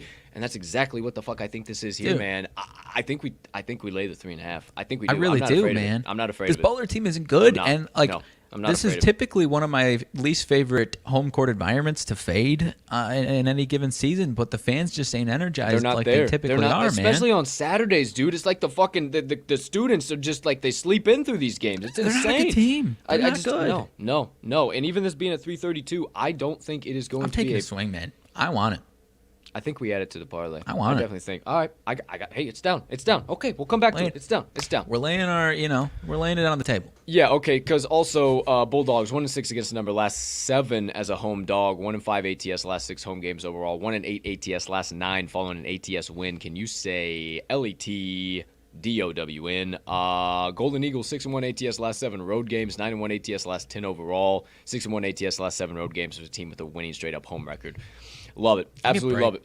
We'll keep it moving. We'll keep it grooving. Tennessee Tech, SIUE, down from my neck of the woods there. I used to play a baseball game every year in Sauget. You ever heard of Sauget? It's Illinois, but it's like right on the border of Illinois and Missouri. You ever heard of that? It's a AAA ballpark. AAA ballpark. We used to play. It's called the Gateway Grizzlies. We used to play like some big kick-ass fucking team, and we'd be like podunk from nowhere, fucking 10 kids rolling off of our bus, and they got a fucking Rolls Royce of buses, 30 fucking guys deep, fucking got all this equipment, and here we are just like, oh, well, I guess we'll... I have a nice visual from my neck of the woods up north on the Wisconsin border, but yeah, that Illinois-Missouri border, I'm not as familiar as you are over there. Yeah, it's like way down there, but it's a sweet little park, man. I used to love fucking playing there. Gateway Grizzlies Park, right around SIUE. But yeah, there you go. There's a sidebar for you in case you ever get asked that in a trivia question. I don't know that you will, but now you got it. UT Martin against the EIUs. Now really from my neck of the woods, the Eastern Illinois Panthers. Panthers are a steaming pile of shit this year, my friends. Problem is that so is UT Martin on the road. However, boys have both been in under the wagon, wagon to the under. What I'm trying to say is that this total, though, has opened at 128 up to 130. So any way you slice the cake on this one, it's just pulling out a piece of stay the fuck away. That's it. That's all I can say. Eastern Illinois, out of 358 teams, is rated 355th per KenPom, my friends. I remind my alumni girlfriend of this every time we talk about this on Saturday. Who's 6th, 7th, and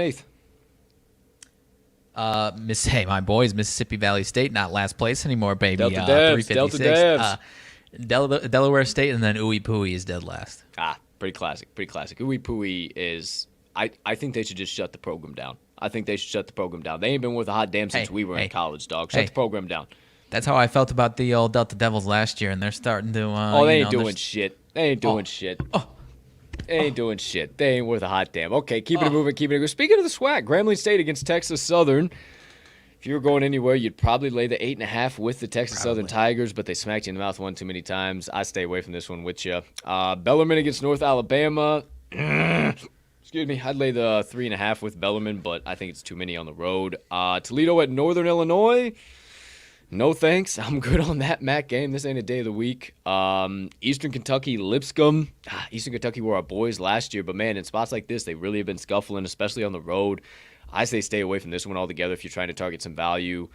UMBC, UMass Lowell, no thanks. Central Arkansas, Jacksonville State, I am good. Little Rock at Troy, get the hell out of town. We already talked about that. Weber State, Idaho, oh my goodness, definitely a potential podium front runner for nastiest matchup of the day. It's 4 o'clock state. Just disgusting. Idaho State Bengals, Eastern Washington, no fucking thank you. Belmont against SEMO, you can miss me with that. Tennessee State against Austin P, please burn that one down. Duke at Boston College, I am so far out of the ACC, it's not even funny. Houston Baptist against Southeastern Louisiana State, that'll be a barn burner. Incarnate Word against New Orleans, are you effing kidding me? Oh no, they keep going. Colgate against the Loyola Maryland Greyhounds. Partners, guys, the Mississippi Valley State Delta Devils against Alabama A&M. You're out of your effing mind. That's a spite play on They're getting +9. Hey, go right ahead, because then we keep it moving. Nebraska Omaha against the South Dakotas. Like, what are we talking about with this 4 o'clock? Have you ever? Disgusting. Just disgusting. Like, honestly, I don't think I've ever seen a worse collection of 10 games. Partner, my last game up on tap, though, is here. It has arrived. Buried into it? We have... It's buried into this... So there's where this game is. There's some lackluster games on this slate. There's 50 layers of shit. Now, we just had to get through the 50 layers of shit. There's a few we'll still talk about. Let's talk about this game. Okay. We're going to another A-10 matchup. It's A-10 Saturday for your boys, my friends. And we're going to Fordham Rams against the Duquesne Dukes. And we're calling this one the A-10 Abominator, my friends. That's right. Taking the Fordham Rams +2.5. I am fine with the move up to +3. I think it's much like my first play with St. Joe's. I think it's a classic case of Fugazi line movement. You got to find key games like this on the slate with some of those key line moves, Fugazi line movements, especially. I mean, shit, we've talked about this entire slate already to this point. I only got 5 plays. You got to find key little spots like this. Now, typically, you're not going to be able to back the Fordham Rams whatsoever, but there are a few key spots that you can get them from time to time where they have incredible value, and this is definitely one of those spots this year. Now, Duquesne has not been the best overall. It has not been a great year to be a Duke, my friend, or how the hell they say it over there. 2-8 straight up, 3-7 ATS, last 10 overall, 3-7 straight up, 1-9 ATS at home. Point blank period, they are just overvalued. Not the same though for the Rams. 3-7 straight up in their last 10, but 6-4 against the number. So they have been able to cover some stuff. 2-7 straight up, 4-5 ATS on the road. So they might not win outright, but they have been able to cover just about everything you put in front of them. Neither offense is doing jack shit here as of late, so I see this being a defensive back and forth battle. Don't tune in, expect to see some high-flying, wonderful A-10 game. This is going to be a slot fest. But it's a slot fest that plays right into the hands of the underdog Rams, my friends. Hey, I'm a poet and I didn't even know it. Fordham D is 173rd in points per game allowed. They're 190th in true field goal percentage allowed. 158th in three-point field goal percentage allowed. Per KenPom, 79th in ADE. Pretty damn solid for one of the bottom-of-the-barrel A-10 teams. 114th in opponent effective field goal and 97th in turnover percentage. As always, simple comparison to Duquesne, 261st points per game allowed, 340th in true field goal percentage allowed, 356th in true three-point percentage allowed, 275th adjusted defensive efficiency, 298th opponent effective field goal, and 176th in turnover percent. They are terrible. The Fordham Rams are terrible on offense, but they are going to have some success here today. And actually, with them having a little bit better defense, I think it's the classic defense into offense. And let me tell you why. Fordham is much better when it comes to tempo. 42nd in adjusted tempo compared to Duquesne's 279th in adjusted tempo. But where it really does it for me is the defensive possession lengths. Defense to offense, my friends. Fordham, 50th in defensive possession length in the nation. They really get those turnovers. 259th for the Duke. So I think we see that play large here today. But if you don't believe me, for the final time on my card, believe the trends. Fordham, 10-4 against the number, their last 14 overall. 7-3 against the number, their last 10 following a straight-up loss. 5-1 against the number, last 6 following an ATS loss. Duquesne, 0-4 against the number, last 4 home games. 1-5 against the number, last 6 following an ATS loss. 1-8 against it, their last 9 following a straight-up loss. The Dukes, 0-8 straight up in their last 8 games against an A-10 opponent, and yet they're the favorites here. The Dog is 12-3-1 against the number, last 16 meetings overall. Fordham 5-1 against the number last 5 versus Duquesne overall, and 6-0 are the Rams against the number the last 6 meetings in Duquesne. Indiana, wherever the hell it is. Either way, I think that's where it is. I'm not sure. Either way, what I do know is the Fordham Rams plus 2.5 are valuable as hell. Plus 3.5 in addition. I'll put it in the ticker, but there's my final best bet of the day. Fordham Rams plus 2.5. This one would be in Pennsylvania. That's right. Yeah, not Indiana. So that's why, because I know, shout out my man, Tone Diggs. I know Tone Diggs went to Duquesne for like a semester or 2 semesters or some shit. Like not a long time. So that makes sense. I confused Pennsylvania, the Indiana, Pennsylvania. The Pennsylvania guy living in. After you said that. Bingo, bango, shout out to all the guys over there, PMI Incorporated. But yeah, dude, totally he is a Duke. But there you go. There you have it. Fading the Dukes today. We're not taking them. That's all my plays of the day. Partner, that's about all you got, right? Officially, at least, yeah. Okay, so we'll cook through it. We'll build this parlay, and we'll get on up. All right. North Florida, Kennesaw State. No value in that one to me. Radford at Hampton. I would take Hampton plus the points because Radford 2-10 against the number on the road, 1-11 straight up, and somehow they are the favorites in this spot. I am very confused. That just jumped off the screen at me there, my friend. Did we have Radford in any action earlier this week? Am I going crazy? I think you're going crazy. I don't think we had Radford. Why did we talk about Radford? It was on that parlay, dude. It was on the parlay. A week ago? Is that together. No, the one that we hit. The one that we hit this week. Okay, it was on the parlay I put together. Yeah. Stay away from that one. I don't know. That one kind of confused me. Hampton's just not good as a dog, apparently. No. That's weird. Arkansas, Pine Bluff, Alabama State. Nah, I'm good. ARPB is that I talked about the bottom 4 teams in the country. ARPB is 5th worst team in the country per count. Just enough. Quality program. How about SMU against Eastern Carolina or East Carolina? The Pirates 6.5-point home dogs. I don't know. SMU coming off of a smackdown against Houston, so I think they're due for a big rebound spot. I would low-key lay the 6.5, but it is down from 7, so I think you stay away from it altogether. I think they roll. I feel like that. I'm staying away because I feel like that line is probably a couple points inflated because they just, coming off a win against Houston, right? So, I mean, couldn't they still roll for sure? I feel like it probably should be 5.5 or so. They beat Houston? They beat Houston. Oh, yeah, they beat Houston, man. Whoa, wait. Houston was up by double digits with like fucking 10 minutes to play in the second. Yeah, dude. Wow, I slept on that, dude, because I was really like, damn, I don't think Houston ends their home winning streak. And like Houston came out, I was like, whoo, thank God I didn't bet on that one. I stopped watching last week. I didn't even follow up on that. Oh yeah, man.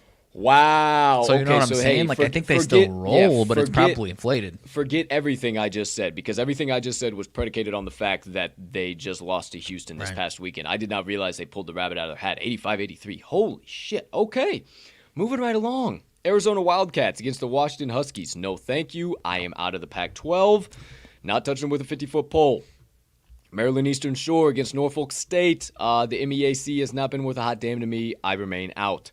Campbell at High Point. The Campbell Camels. Not too shabby, but High Point just when you think you can go out and fade them. Say, fuck you guys. They kick you right in the teeth. So I ain't got no interest in that one. Campbell just not the same wagon they were last year. San Francisco Dons against the Santa Clara Broncos. Now, I don't know. This one I feel like we need to get involved in or at least talk about it, because I feel like a lot of people are going to want to get involved in this one. San Fran seems to be the popular side so far. I mean, as far as a kind of an expert pick, if you will. Well, actually, no. The public's kind of all over, man. Oh, man, this is going to be a good one, dude. I love the Santa Clara Broncos, man, and the way the Broncos have been playing as of late, dude. I mean, 4-1 straight up, 5-0 against the number overall. I think they're finding their stride again. I don't think this is a letdown scuffle spot. If they want to make noise in the WCC, bro, they got to knock off this Dons team, and I think they do just that, man. I mean, there isn't a good trend for the Dons on covers. There's not a good trend for the Dons. I think you have to buy into the home and away stuff here, man. I really think you do, right? Plus 1.5 is very, very fucking valuable to Santa Clara. Okay, we'll come back to it. I'm putting it on the card. I like Santa Clara plus a 1.5. 4-0 against number last 4 home games. 6-1 against the last 7 as a home dog. 5-0 ATS last 5 following a straight up win and ATS win. San Francisco 1-7 against the number last 8 as a road favorite. 8-20 ATS last 28 as a favorite overall. As whatever overvalued is on a pick'em, but overvalued for the Dons. San Francisco got an 88-85 win as 7.5-point favorites just a couple weeks ago, January 29th. Now it's down on the home hardwood. What do you know about that? You know what this feels like? George Mason versus Richmond. How about that? How about that? Yeah, and we good fucking call. take George Mason and we take fucking Santa Clara. I like that a lot. Hey, see why you tune in? The Mid-Major King plays games like that, and he's got this fucking Rolodex he can flip through. Ooh, this game actually. Wait, this is very similar to something I played this week. Okay, moving along. Libertyville. We are not playing anywhere near this vicinity. Now I've kind of fucking triangulated my position. Now everybody knows where the fuck I'm near. Liberty Flames against the Jacksonville Dolphins. Jacksonville is 11-0 straight up, 7-0 against the number on their home hardwood. And I know the Flames have been cooking motherfuckers, bro, but dude, I love me some Dolphins. Dude. Was that botch cover against Georgia? Was that at Georgia then? It was at Georgia. Had to have been. Yeah, it was at Georgia. Flames are 1-6 against the number last 7 Saturday games, 3-8 against the number last 11 games versus a team with a winning percentage above 600. Dolphins 13-3-1 against the number last 17 home games, 7-0 against the number last 7 as a home dog, 4-0 ATS last 4 following ATS win, 6-1 ATS last 7 following a straight up win, 19-6-1 last 26 Saturday games against the number. Dude, it's too many points. I like the Dolphins. Dolphins. I'm not seeing any bet tracking percentage. I see 97% of money on Liberty. I almost said Liberty by myself over here. On Liberty, I wish I could see the bet percentage here, man. Because in my head before, without seeing it, I would expect the public to be all over this Jacksonville team with the way they're at home. But I don't think people understand. I don't think people realize this Jacksonville team, dude. Make it 14% for all I care on Libertyville for bet percentage with that. Or Libertyville, I said it again with Liberty for fucking 14%. I know, no kidding. And then go. Maybe that's what they need to change it to. I don't know. Hook us up, baby. But either way, I see that and I just I don't know. 88-49 at Liberty about a month ago. 88-49. So why make it 9.5? You're right. I get you there, but still, the beatdown just kind of scares me off a little bit. But I still like it. Yeah, man. Yeah, I still like it though too. I'm not too concerned about that beatdown to tell you the truth. The Dolphins are a different squad at home, boy. It's That's fair. That's fair. this Liberty team ain't. I don't know. We'll come back. Syracuse, Virginia Tech. I'm out on the ACC. You missed me with that. Ohio State, Michigan, dude. Fucking Ohio State. They go on the road now as a road dog, a 2.5-point road dog. Is that a setup for Michigan? Do you almost have to take Ohio State in that spot? I ask you, Big Ten homer, because I haven't have a fucking clue here.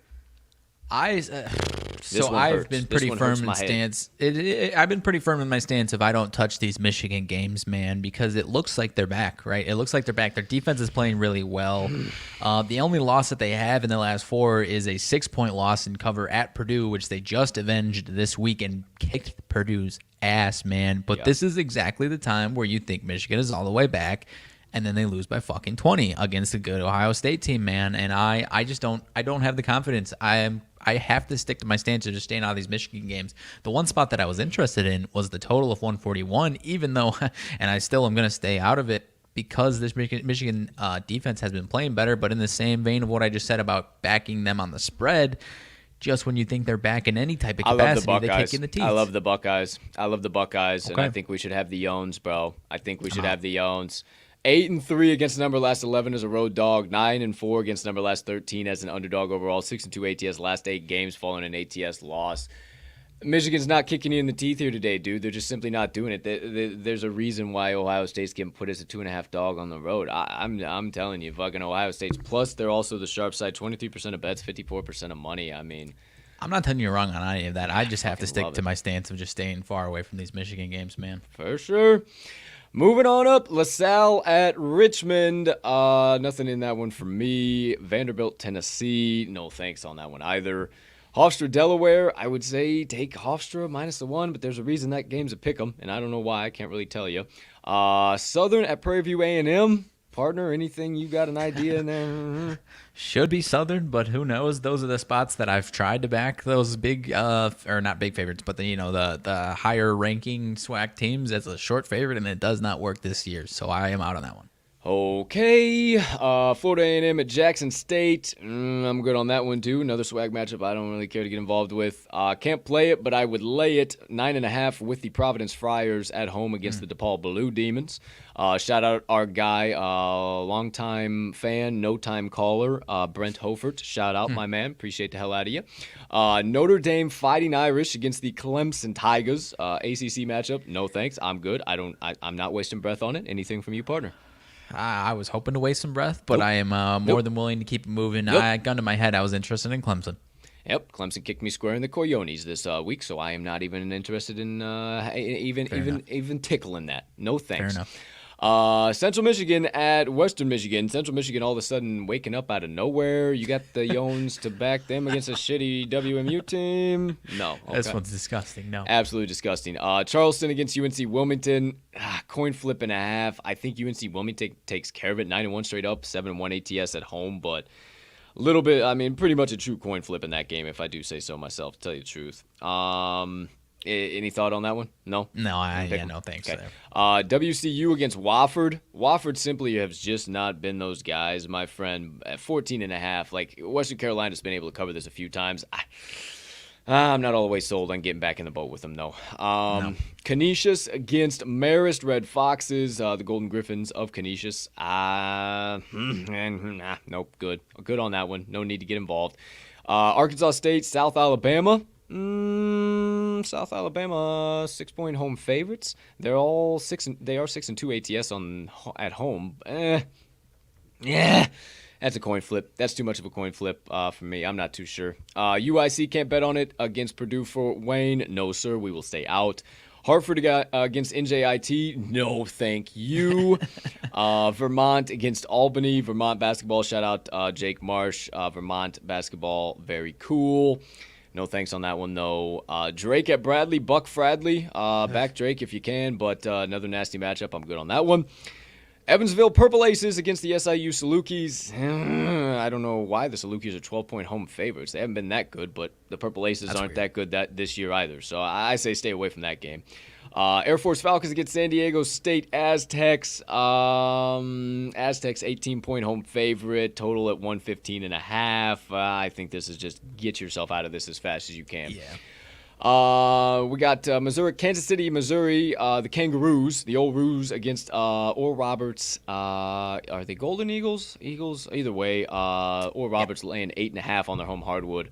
I'd say later don't play it, but I'm out on that one as well. Mississippi State against Louisiana State. Yo, LSU Tigers and the Bulldogs, the Mississippi Tate. You got the Yones to lay the 5.5 with LSU. Are they back in action? I mean, Mississippi State is just one of the worst teams against the number and straight up on the road so far this year. I don't have any stones anywhere on this one, man. Keep me out of LSU still, because kind of how we were talking about that Texas A&M game. I think that's more about Texas A&M than it is about LSU from that last game they played. I think so. Well, we'll keep it moving. North Dakota State against St. Thomas. St. Thomas getting 6.5 points on their home hardwood, but they haven't been able to cover a damn thing at home, so we will stay away from that one. Scoofling bad. Pacific against San Diego. No thanks whatsoever. That's going to be disgusting. Abilene Christian, scratch some cats against Tarleton State. What do you think, partner? No? Is that too good to be true right there for Abilene, dude? 16-7 straight up against 11-13 straight up. I mean, it feels like the side that you should play, and like Tarleton State has been this just this public darling all year long. I don't know why. But any thoughts? No. No. Okay. Keep me out. Okay, moving along. South Florida, Wichita State. No, sir. Utah, Colorado. I mean, I feel like people are going to look at Utah and want to take those points, but I think, honestly, you might be able to lay that 5 with Colorado. Am I crazy? I actually see 97% of bets on Colorado, man. Really? Wow, okay. I think people, because Utah hit some bad scuffles, and now they're kind of, they smoked Oregon State, which is the worst team in the Pac-12, obviously. Yep. But covered against Oregon, man, I don't know. They might be kind of out of the scoofle bus, so to speak, but Colorado hasn't been playing well either, so I'm out on this one so far. Okay. Speaking of out on one, Cincinnati, Tulsa +3, getting 3 on their home hardwood. I'm good on that one. Yeah. Ole Miss against Missouri. Do we fade the Tigers at home? This is a dead even pick 'em +1. It opened at 1.5, 2, down to 1 on FanDuel. Any thoughts for you on this one, my friend? No, I don't want any part of it. I mean, Mizzou 7-4 against the number, at least where I'm seeing. Maybe that tracker's wrong. 6-5 straight up at home. I don't know. I mean, I don't want to fade Mizzou at home. I've kind of liked them at home a little bit this year. Yeah, 27% of bets and 93% of actual money wagered on Ole Miss +1.5. No, I'm good on that one. Okay, moving along. Penn State Nittany Lions against the Minnesota Golden Gophers. Can we ski you, my partner, or are we out on this one altogether? Gun to my head, Minnesota, but these two teams stink right now, man. And kind of a stylistic clash here. Penn State, scrappier defense. Minnesota relies on the offense. Yeah, I don't see any value on this one. Okie doke artichoke. Well, we enter the back half of the slate.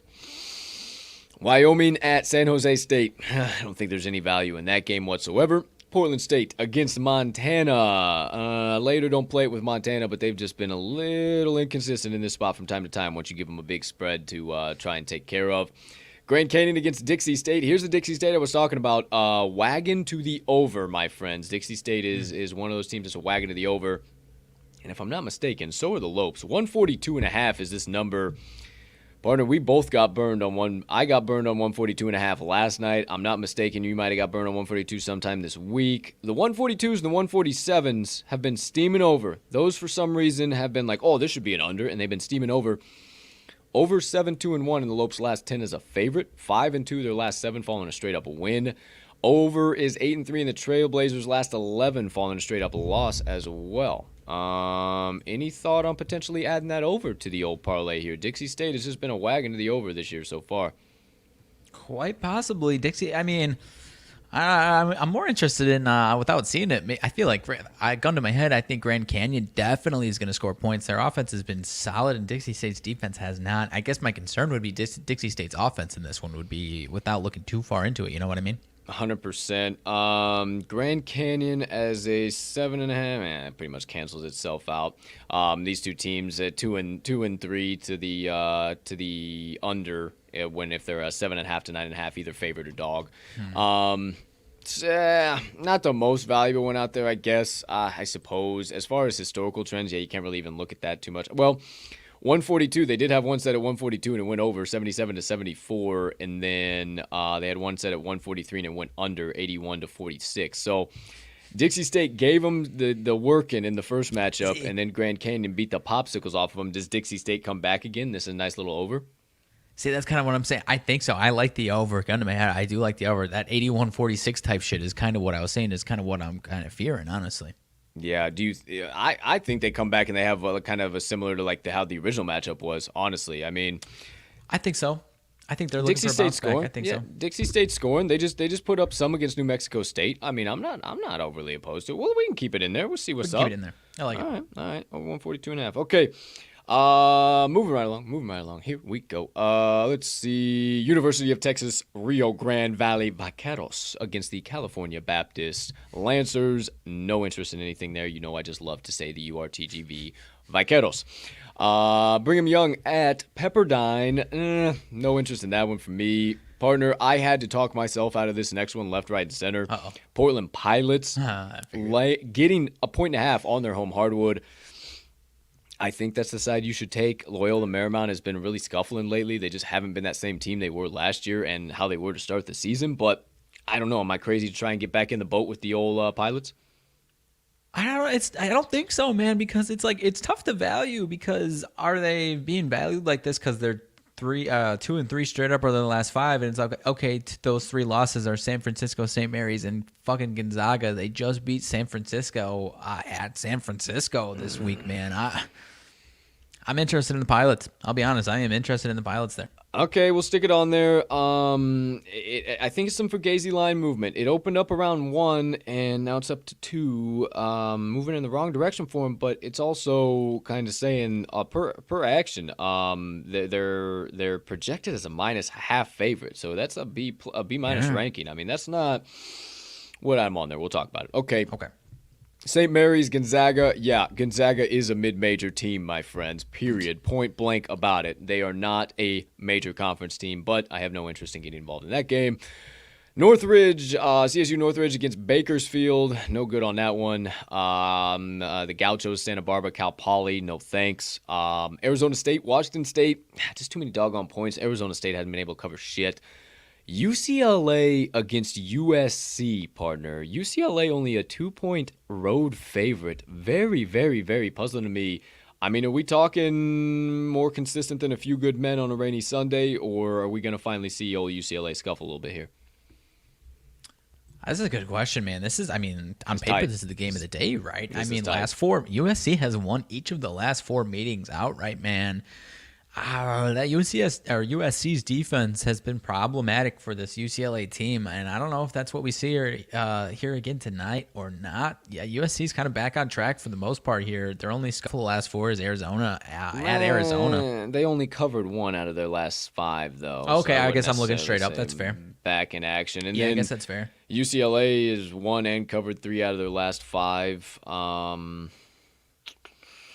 I mean, it seems like monetary liability. USC, 49% of bets, 92% of money on the +2. I mean, trendy home dog is what it feels like to me. I don't know. I've been really avoiding the Bruins as much as I hate to say it. Like, they just haven't had value. So I don't know if, like, this is the spot where they finally have value or if it's a fucking setup and a half. Because, like, this is going to be the game everybody's watching at 9 o'clock waiting for Izzy and Derek and all them guys to pop off for the main event tonight at 271. So, yeah. What do you think? I don't know. Over 137 feels like way too many points, man. It's up from 135.5 though. A lot of money in it. Yeah, maybe it's honoring that movement. 86% of bets, 79% of money on the over. We're doing too much talking in circles. We There's are. no value. I mean, I think gun to my head, I just want action on this game because I'll probably be watching this game because it's electric, right? And I just don't know. Yeah, it is. If you want to win, we're all trying to win money in this racket long term, and that is 100%. I'm glad you said that. Is the wrong way to look at it, just to have action for the sake of having action. So Stay out of this one. Stanford, Oregon State. Stanford laying 3.5, 4, depending where you're looking. Has dropped down from 4.5. No, I'm good. We're not getting involved in the Pac-12. What the fuck? And then Hawaii. Hawaii, to be kind to our friends over there. Nah. You in or not? It doesn't. I don't know, because you were fucking spot on. You steered me away the other day. I think on Thursday night at 11, hosting the old Beach, and the Beach came in and smacked him in the mouth, man. But however, the Beach came in and smacked all Cal State Fullerton in the mouth as well. So I guess gun to my head, see if I've had a few cocktails tonight and if I'm feeling the old Rainbow Warriors or not. But that's kind of the only way to get myself into it for the sake of having action. So. I'll be out on it for now. Okay. We have 10 plays to quickly go right back through from the entire slate out of my 5 picks, Mag's 3 picks. Now, we build the parlay. We will put them back in the ticker as under the ads section, but for now, we still in the boat, taking Sacred Heart -1.5, fading Fairleigh Dixon. Yes or no? Anything like money wise that's came in since we talked about it that's kind of slapping in the face, or nothing? Nothing has like really over the moon slapped me in the face, but let's see. I didn't look deep into the trends to see if it was like a setup or anything in that ballpark. Let's see here. It's mainly a fade of Fairleigh Dixon, and I told you that I was trying to stay away from those. So you They're called. really bad. They're really bad. 4-9 ATS last 13 as a home dog. 0-4 ATS last 4 as a dog. I mean, Pioneers are 9-0 their last 9 as a road favorite. 13-6 ATS last 19 following a straight up loss. I think they're just being undervalued because they're coming off of a loss. They're 7-2 ATS last 9 road games. There's a team with a losing straight up home record. 4-0 ATS last 4 following a double digit loss at home is Sacred Heart. Sacred Heart 324 per Ken Palm, Fairleigh 350, bottom 10 in the entire country, man. I want Sacred Heart. Sacred Heart. Let's do it. Yep. Sacred Heart -1.5, first leg on that bad boy. Not Seton Hall. Should we do money line or -1.5? Let's do money line, dude. That seems. Yeah. Let's do money line. Yeah. Very good call, Mags. Let's do money line. Okay, that money seems line. like some slap in the face. Like, they won, but only won by 1 or something. So we'll do SHRT, not Shart, Sacred Heart. Money line. Not -1 today. I gotta piss. Don't make me laugh, dude. I'm gonna fucking pee my pants over here. Don't make me laugh hard, bro. I just fucking like it. I clenched my abs. I was like, holy shit, I gotta piss worse than I fucking realized. Holy fuck, let's get through this. Okay. Army +3.5. We still down with that one. Talked about it as the case of them going on the road, just not being a good team on the road, and then coming back home and being able to take care of business. I think they're just being undervalued here in this spot. What do you think? I like him, man. You liking it enough?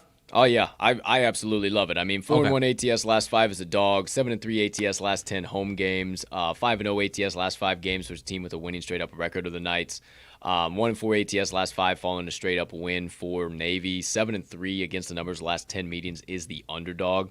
I like it. I like it, man. I like it. They already won. They beat him as an 8-point dog at Navy. Yeah, last month. Yeah, and I think they're just getting undervalued because of what happened in their last game. So, hey, keep doing it for us, Army. Go on the road and lose, and then come back home and be undervalued. Let's take 3.5. Okay, next one up. We are potentially taking. Man, we got a lot of ways to go. Okay, the Georgia State, Appalachian State over 130.5, courtesy of our man over there, Mr. Sean Murphy. You feeling it? You feeling it?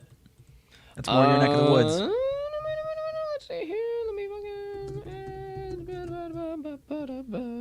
I mean, dude, like, we backed him last week, and he helped us get a little extra something to the pay window. So, I mean, why the hell not? You know what I'm saying? Like, I know what you're saying. I see comments. I can't get over to the comments yet, but I'll get over there in a minute, unless you can look at them, Mags. Can you look at them for me? Keith Wick says Navy -3 revenge game. -3.5 revenge game. I think Navy could win it, but I think it could be within that 3 points. I think it's too many points. Yeah, I think they win it, but I think it's too many points. And I like this over 131.5. I truly do. Okay. I say we stay in the boat with all our guy Sean Murphy, man. He's top notch. Yeah. Top-notch fella. Jaw State versus, and we'll tweet at him again post-show. Hey, we got you. We're taking your play again this week on our parlay. App State over 131.5. Okay, there's the next ad. My friends, moving right along. Partner, we in the boat with Morehead, plus 2.5. It's always a good thing to get Morehead. A little too risky, yay or nay? I don't know if I like it as a parlay play, man. Fade Murray State. How about you? That's kind of what I was thinking. I mean, the movement down to 2.5, them not getting the juice kind of seems like a dead giveaway, but... This feels like the same shit we were talking about with some of these other ones, like Marquette, man, where it's just like so far, because I see three people on Morehead and nobody on Murray over here on this side of things, man. Yeah, let's stay out of this one. I like it. Okay. We're confident in Marquette minus the 3.5. I want it, man. I do too. I'm fine with it. Has it done anything since we started talking about it? No, it's at 3.5. It ain't going nowhere. Okay. I'm fine with it. I'm fine with it for sure. Okay. Marquette minus the 3.5. Add it on to there. Next one up. Let's see here. G Mini Christmas. All right. You're gonna say no instantaneously. Ohio State plus 2.5. Yeah, keep me out of that one. All right, I'm just fucking. I'm gonna stay out of it too. I just feel like that's the right side, but I'm staying out. Jacksonville plus the 5.5 against Liberty. We got the Yones to do that, especially after I know we had a little bit of cause for pause after that nonsense that happened in the last game. But then why make it plus 5.5? And they are fucking electric on their home hardwood. Why not try and take a little bit of stab at some undervaluation? Is the way I look at it. But need some confirmation from your side of the screen too. I can ride with it, man. Do you like it for the parlay? Jacksonville, 13-3-1 against the number last 17. Home games, 7-0 ATS last 7 as a home dog. 4-0 ATS last 4 games following an ATS win. 6-1 ATS last 7 following a straight-up win. 19-6-1 ATS last 26 Saturday games. Liberty 1-6 ATS last 7 Saturday games. 3-8 ATS last 11 versus a team with a winning percentage above 600. I love it. Yeah, let's get in it. Dolphins plus 5.5. Next ad. Okay, we'll put a little JAX plus 5.5. Ooh, this is going to be a juicy one, partner. This is going to be juicy. Santa Clara plus 1.5. We don't really need to discuss that, right? That's 100%. That's some bitches on there. Yep. Okay, so we'll see. I'll say, because it'd be S-Car Santa. I want to make sure everybody, how the fuck I'll say Santa Clara, S-Clara plus 1.5. Santa Clara Broncos plus 1.5. Okay, one more leg, my friend. Let's see, which one is it? Ooh, it is the Grand Canyon Antelopes and the Dixie State, whatever the hell they are, over 142.5. If we add it, it is 8 legs. If we leave it off, it is lucky number 7 Saturday parlay. I don't know. What are you feeling? Leaving it off? Yeah, let's make it a lucky number 7 and get it to the pay window. I don't hate that play. I feel like we just weren't over the moon on it. We weren't over the moon on it for sure. So... never mind. I'm sorry. One more. I apologize. Portland plus the 2.5. Portland plus the 2.5 or the, okay, so either the Grand Canyon, Dixie State over 142.5 or Portland plus the 2.5 for the final to make it a lucky number 7. Do we go with Portland? That would be to close it all out too, right? At like 9 o'clock, I think. Yeah. It definitely would be. Let me look at the old trends here. You got, oh boy, yeah. LMU, 2-5 ATS last 7 following an ATS win. 2-6 ATS last 8 Saturday games. 2-7 ATS last 9 as a favorite. 1-4 ATS last 5 on the road. Portland, 6-0 ATS last 6 Saturday games. 5-1 ATS last 6 overall. 12-3 ATS last 15 as a dog. 10-3 ATS last 13 following an ATS win. 4-1 ATS last 5 games versus a team with a losing straight-up record. You want it? Let's do it. Let's do it. Let's make it around lucky number 7. We'll do plus 2.5 because, that Dixie State, the 142, I'm not over the moon with. I am over the moon with Portland. So, sure. I think they're back. Okay, lucky number 7. Let me add that bad boy in there. So we got all 7. Make sure I got all 7. Port plus 2.5. Okay. 1, 2, 3, 4, 5, 6, 7 is going to pay you out parlay. I'm going to go parlay odds. Plus 7.871. A nice. Oh shit. $5 make you holla for $393.56. What do you know about that action, partner? Sounds fucking good to me. Okie dokie, artichoke. Sounds real nice. It is official. Sacred Heart money line. Hold on. Here we go. Let me fucking. Oh, bloody hell. Hold on. 1, There we go. A quick little save, a hit of this, and now live on your screen. Oh, there is an extra comma there for no reason. We don't need that. Get it off of here. Thank you. All right. And now at the bottom of your screen, you do see my picks, RMags picks, now shortly right alongside the ads of the day. I don't know why my British accent has come out for this part, but hey, here it is, and we are live in prime time. Sacred Heart, money line, -120. Army, +3.5. Georgia State versus App State, over 131.5. The Marquette Golden Eagles, -3.5. Jacksonville Dolphins, +5.5. Santa Clara Broncos, +1.5. And the Portland Pilots, +2.5. All parlayed up for +7,871 odds. Again, be who you can afford to be. Hey, if you can put a 10 spot on it, get you a nice 787 payout. If you can only afford a 250 spot, get you a nice 196.78. Shit, if you can afford a 100 spot, get yourself a nice 7,871 payout. I don't know. Be who you can afford to be. But my friends, I don't talk about it. I be about it. And that 7-leg parlay is now officially smashed on my favorite sportsbook, the FanDuel Sportsbook, at this current time. Hopefully they come out with a new favorite one because I feel like they should be working with us by now. So pound sand, you guys. Yeah, but not really. Never want to burn any bridges. You guys want to work in the future, whatever, let us know. Pound sand, whatever. But not really. In the future, let us know. We'll still be here. Outside of that, there you go. There you have it. It is locked in, my friends. Cup of Joe on Campus, episode 13 is a wrap, my friends. Paper or plastic.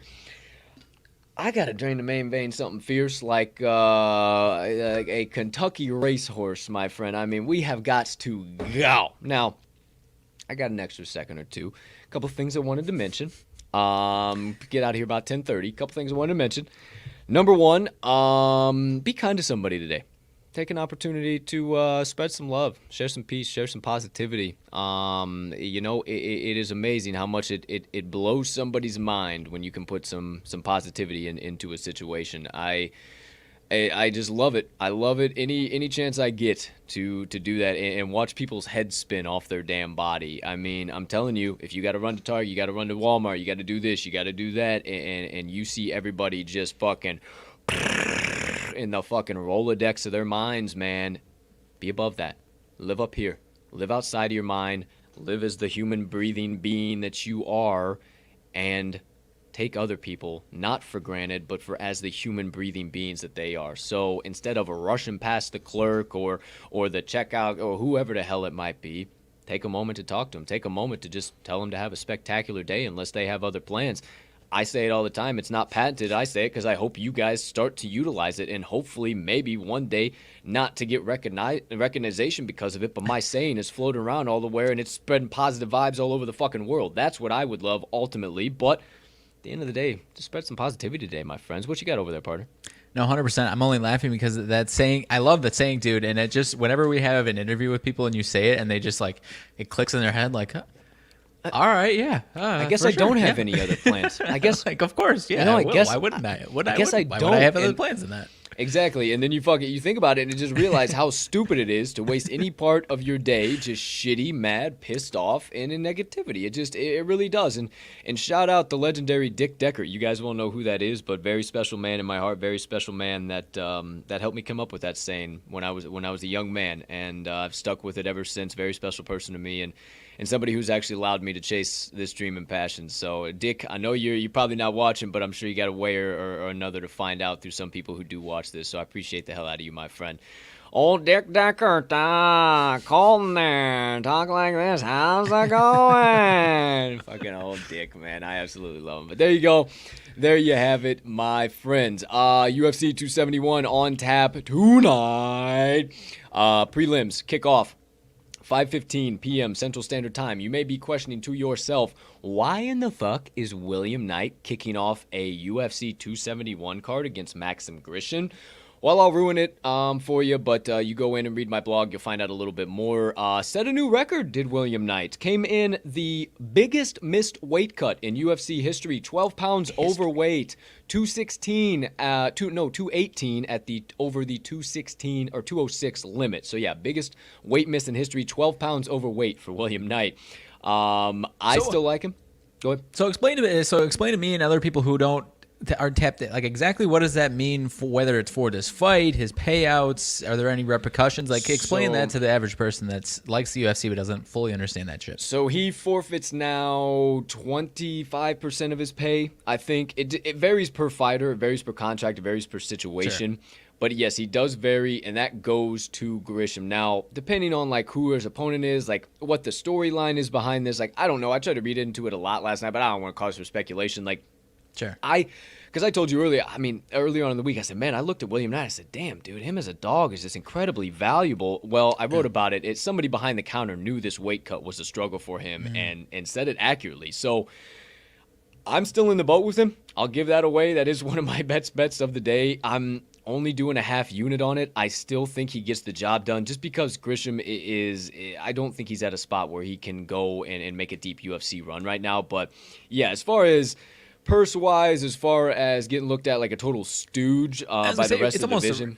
It's almost respect is like the biggest punishment. Yeah, dude, if you want to be a champion, if you want to be on that level, like that's the one part of your job that you have to make sure you do. And like it's a scary fucking thing, dude. Like, if you looked at Izzy on the scale yesterday, like, he doesn't look like a normal human being. Like, dude, when he cuts to 185, just all the bones and just his whole cheeks sink in and his eyes just get real puffy. And, I mean, it's just, like, scary looking shit. But it's part of your fucking job. It's what you got to do. Hit the weight and then go carb back up. Go get your shit. Go fluid back up. Go hydrate and you're good to go and you'll be set. Because, I mean, shit, Izzy's going to come in walking probably 2 bills. I mean, he's going to hydrate all the way back up to 2 bills. He cut down to 184. So, yeah, man, it's definitely going to be something. But I highly implore you to tune in from the jump. I mean, it's not going to be some, we'll get through the early prelims and then I'll tune in. No, you guys won't be there. Black Jelly,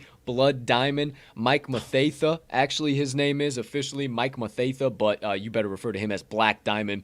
Black Jelly per the city kickboxing guys, because he is just a fluid, nasty son of a bitch that is going to just absolutely blow your mind in the second fight of the evening. He's fighting Jeremiah Wells. Thinking that's going to be kind of a what have you done for me lately moment for a lot of fans, seeing Jeremiah Wells coming off of that TKO win. So I wrote about that too. I wrote about every single fight. I only got 5 plays today, 3 money line plays and 2 props, 14 fight card too. So I didn't want to completely leave you guys out in the dust. I broke down every fight too.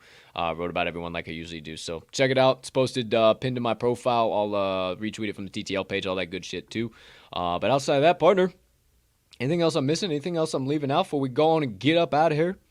My girl's last fight, dude. I already hammered in a little bit of kind of how we talked about it. My strategy of like the Casey O'Neill by points. I caught it at plus 100, and then it just seemed too good. And then did a little action on. I had to take a little bit of an action on Roxanne. So as long as if it's Casey O'Neill by points or Roxanne wins, I'm getting money. So as long as Casey O'Neill doesn't knock her out in her last fight, which would be very unpoetic. It is scary. It's because I got to tell you, when you get into the minus money for the most likely way for a fight to end, it just generally does not happen that way. And I actually wrote about that today. So I would keep your fingers, toes, and everything you possibly can crossed on Roxanne Modafferi winning this bad boy outright. Other than that, because I wrote about that. I wrote about that pretty staunch, hoping that you wouldn't do that. I wrote that kind of about that in direction, hoping you would read it. So there you go. Good luck with your 2 tickets, my friend. Your girl Roxanne, all of our girls Roxanne, last fight of her pro career. Okay, that's all I got on this side of the screen, my man. Nothing else in relation to college basketball. Anything in between I can see here? Nope. Looks like we are good to rock and roll. All right, partner. Let's send these fine folks on about their Saturdays, and let's get about the ticket cash. And my friends, ladies and gentlemen, degenerates, gamblers, college basketball fans, TTL faithful, everybody in between, far and wide, from myself and Mags. Thank you guys so much for stopping by. COJOC, that is Cup of Joe on Campus, episode number 13 on this beautiful Saturday, February the 12th, 2022. Make sure you come back around the bend next Saturday. We got some special guests that'll be joining us right around this time. So a little teaser there for you. You made it all the way to the end. Some guests you've seen on this show before, some people we very look up to very highly in this industry. So can't wait for that to come. But you guys, thank you so much for all your views, your likes, your follows, your shares, your subscriptions, your retweets, your comments, everything in between from both me and Mags. We appreciate you from the bottom of our hearts, allowing us to chase our dreams and our passions every single day. We'll be pumping out content for you all day long here. UFC, college basketball, into the Super Bowl. We got so much shit coming your way. Stay tuned. Follow us. You see our tags here in both of our pictures here. Also follow us at Talking the Line on Twitter, at Talking_the_line on Instaslam, and Talking the Line Sports Media on Facebook. Outside of that, my friends, we hope you have a spectacular rest of your Saturday, unless you have any other plans. A terrific rest of your weekend filled with nothing but trips to the pay window. And last but certainly not least, get everything that we have told you to hammer in today. Smash right the hell in! So you can say with us at the end of every single show. Let's cash some tickets.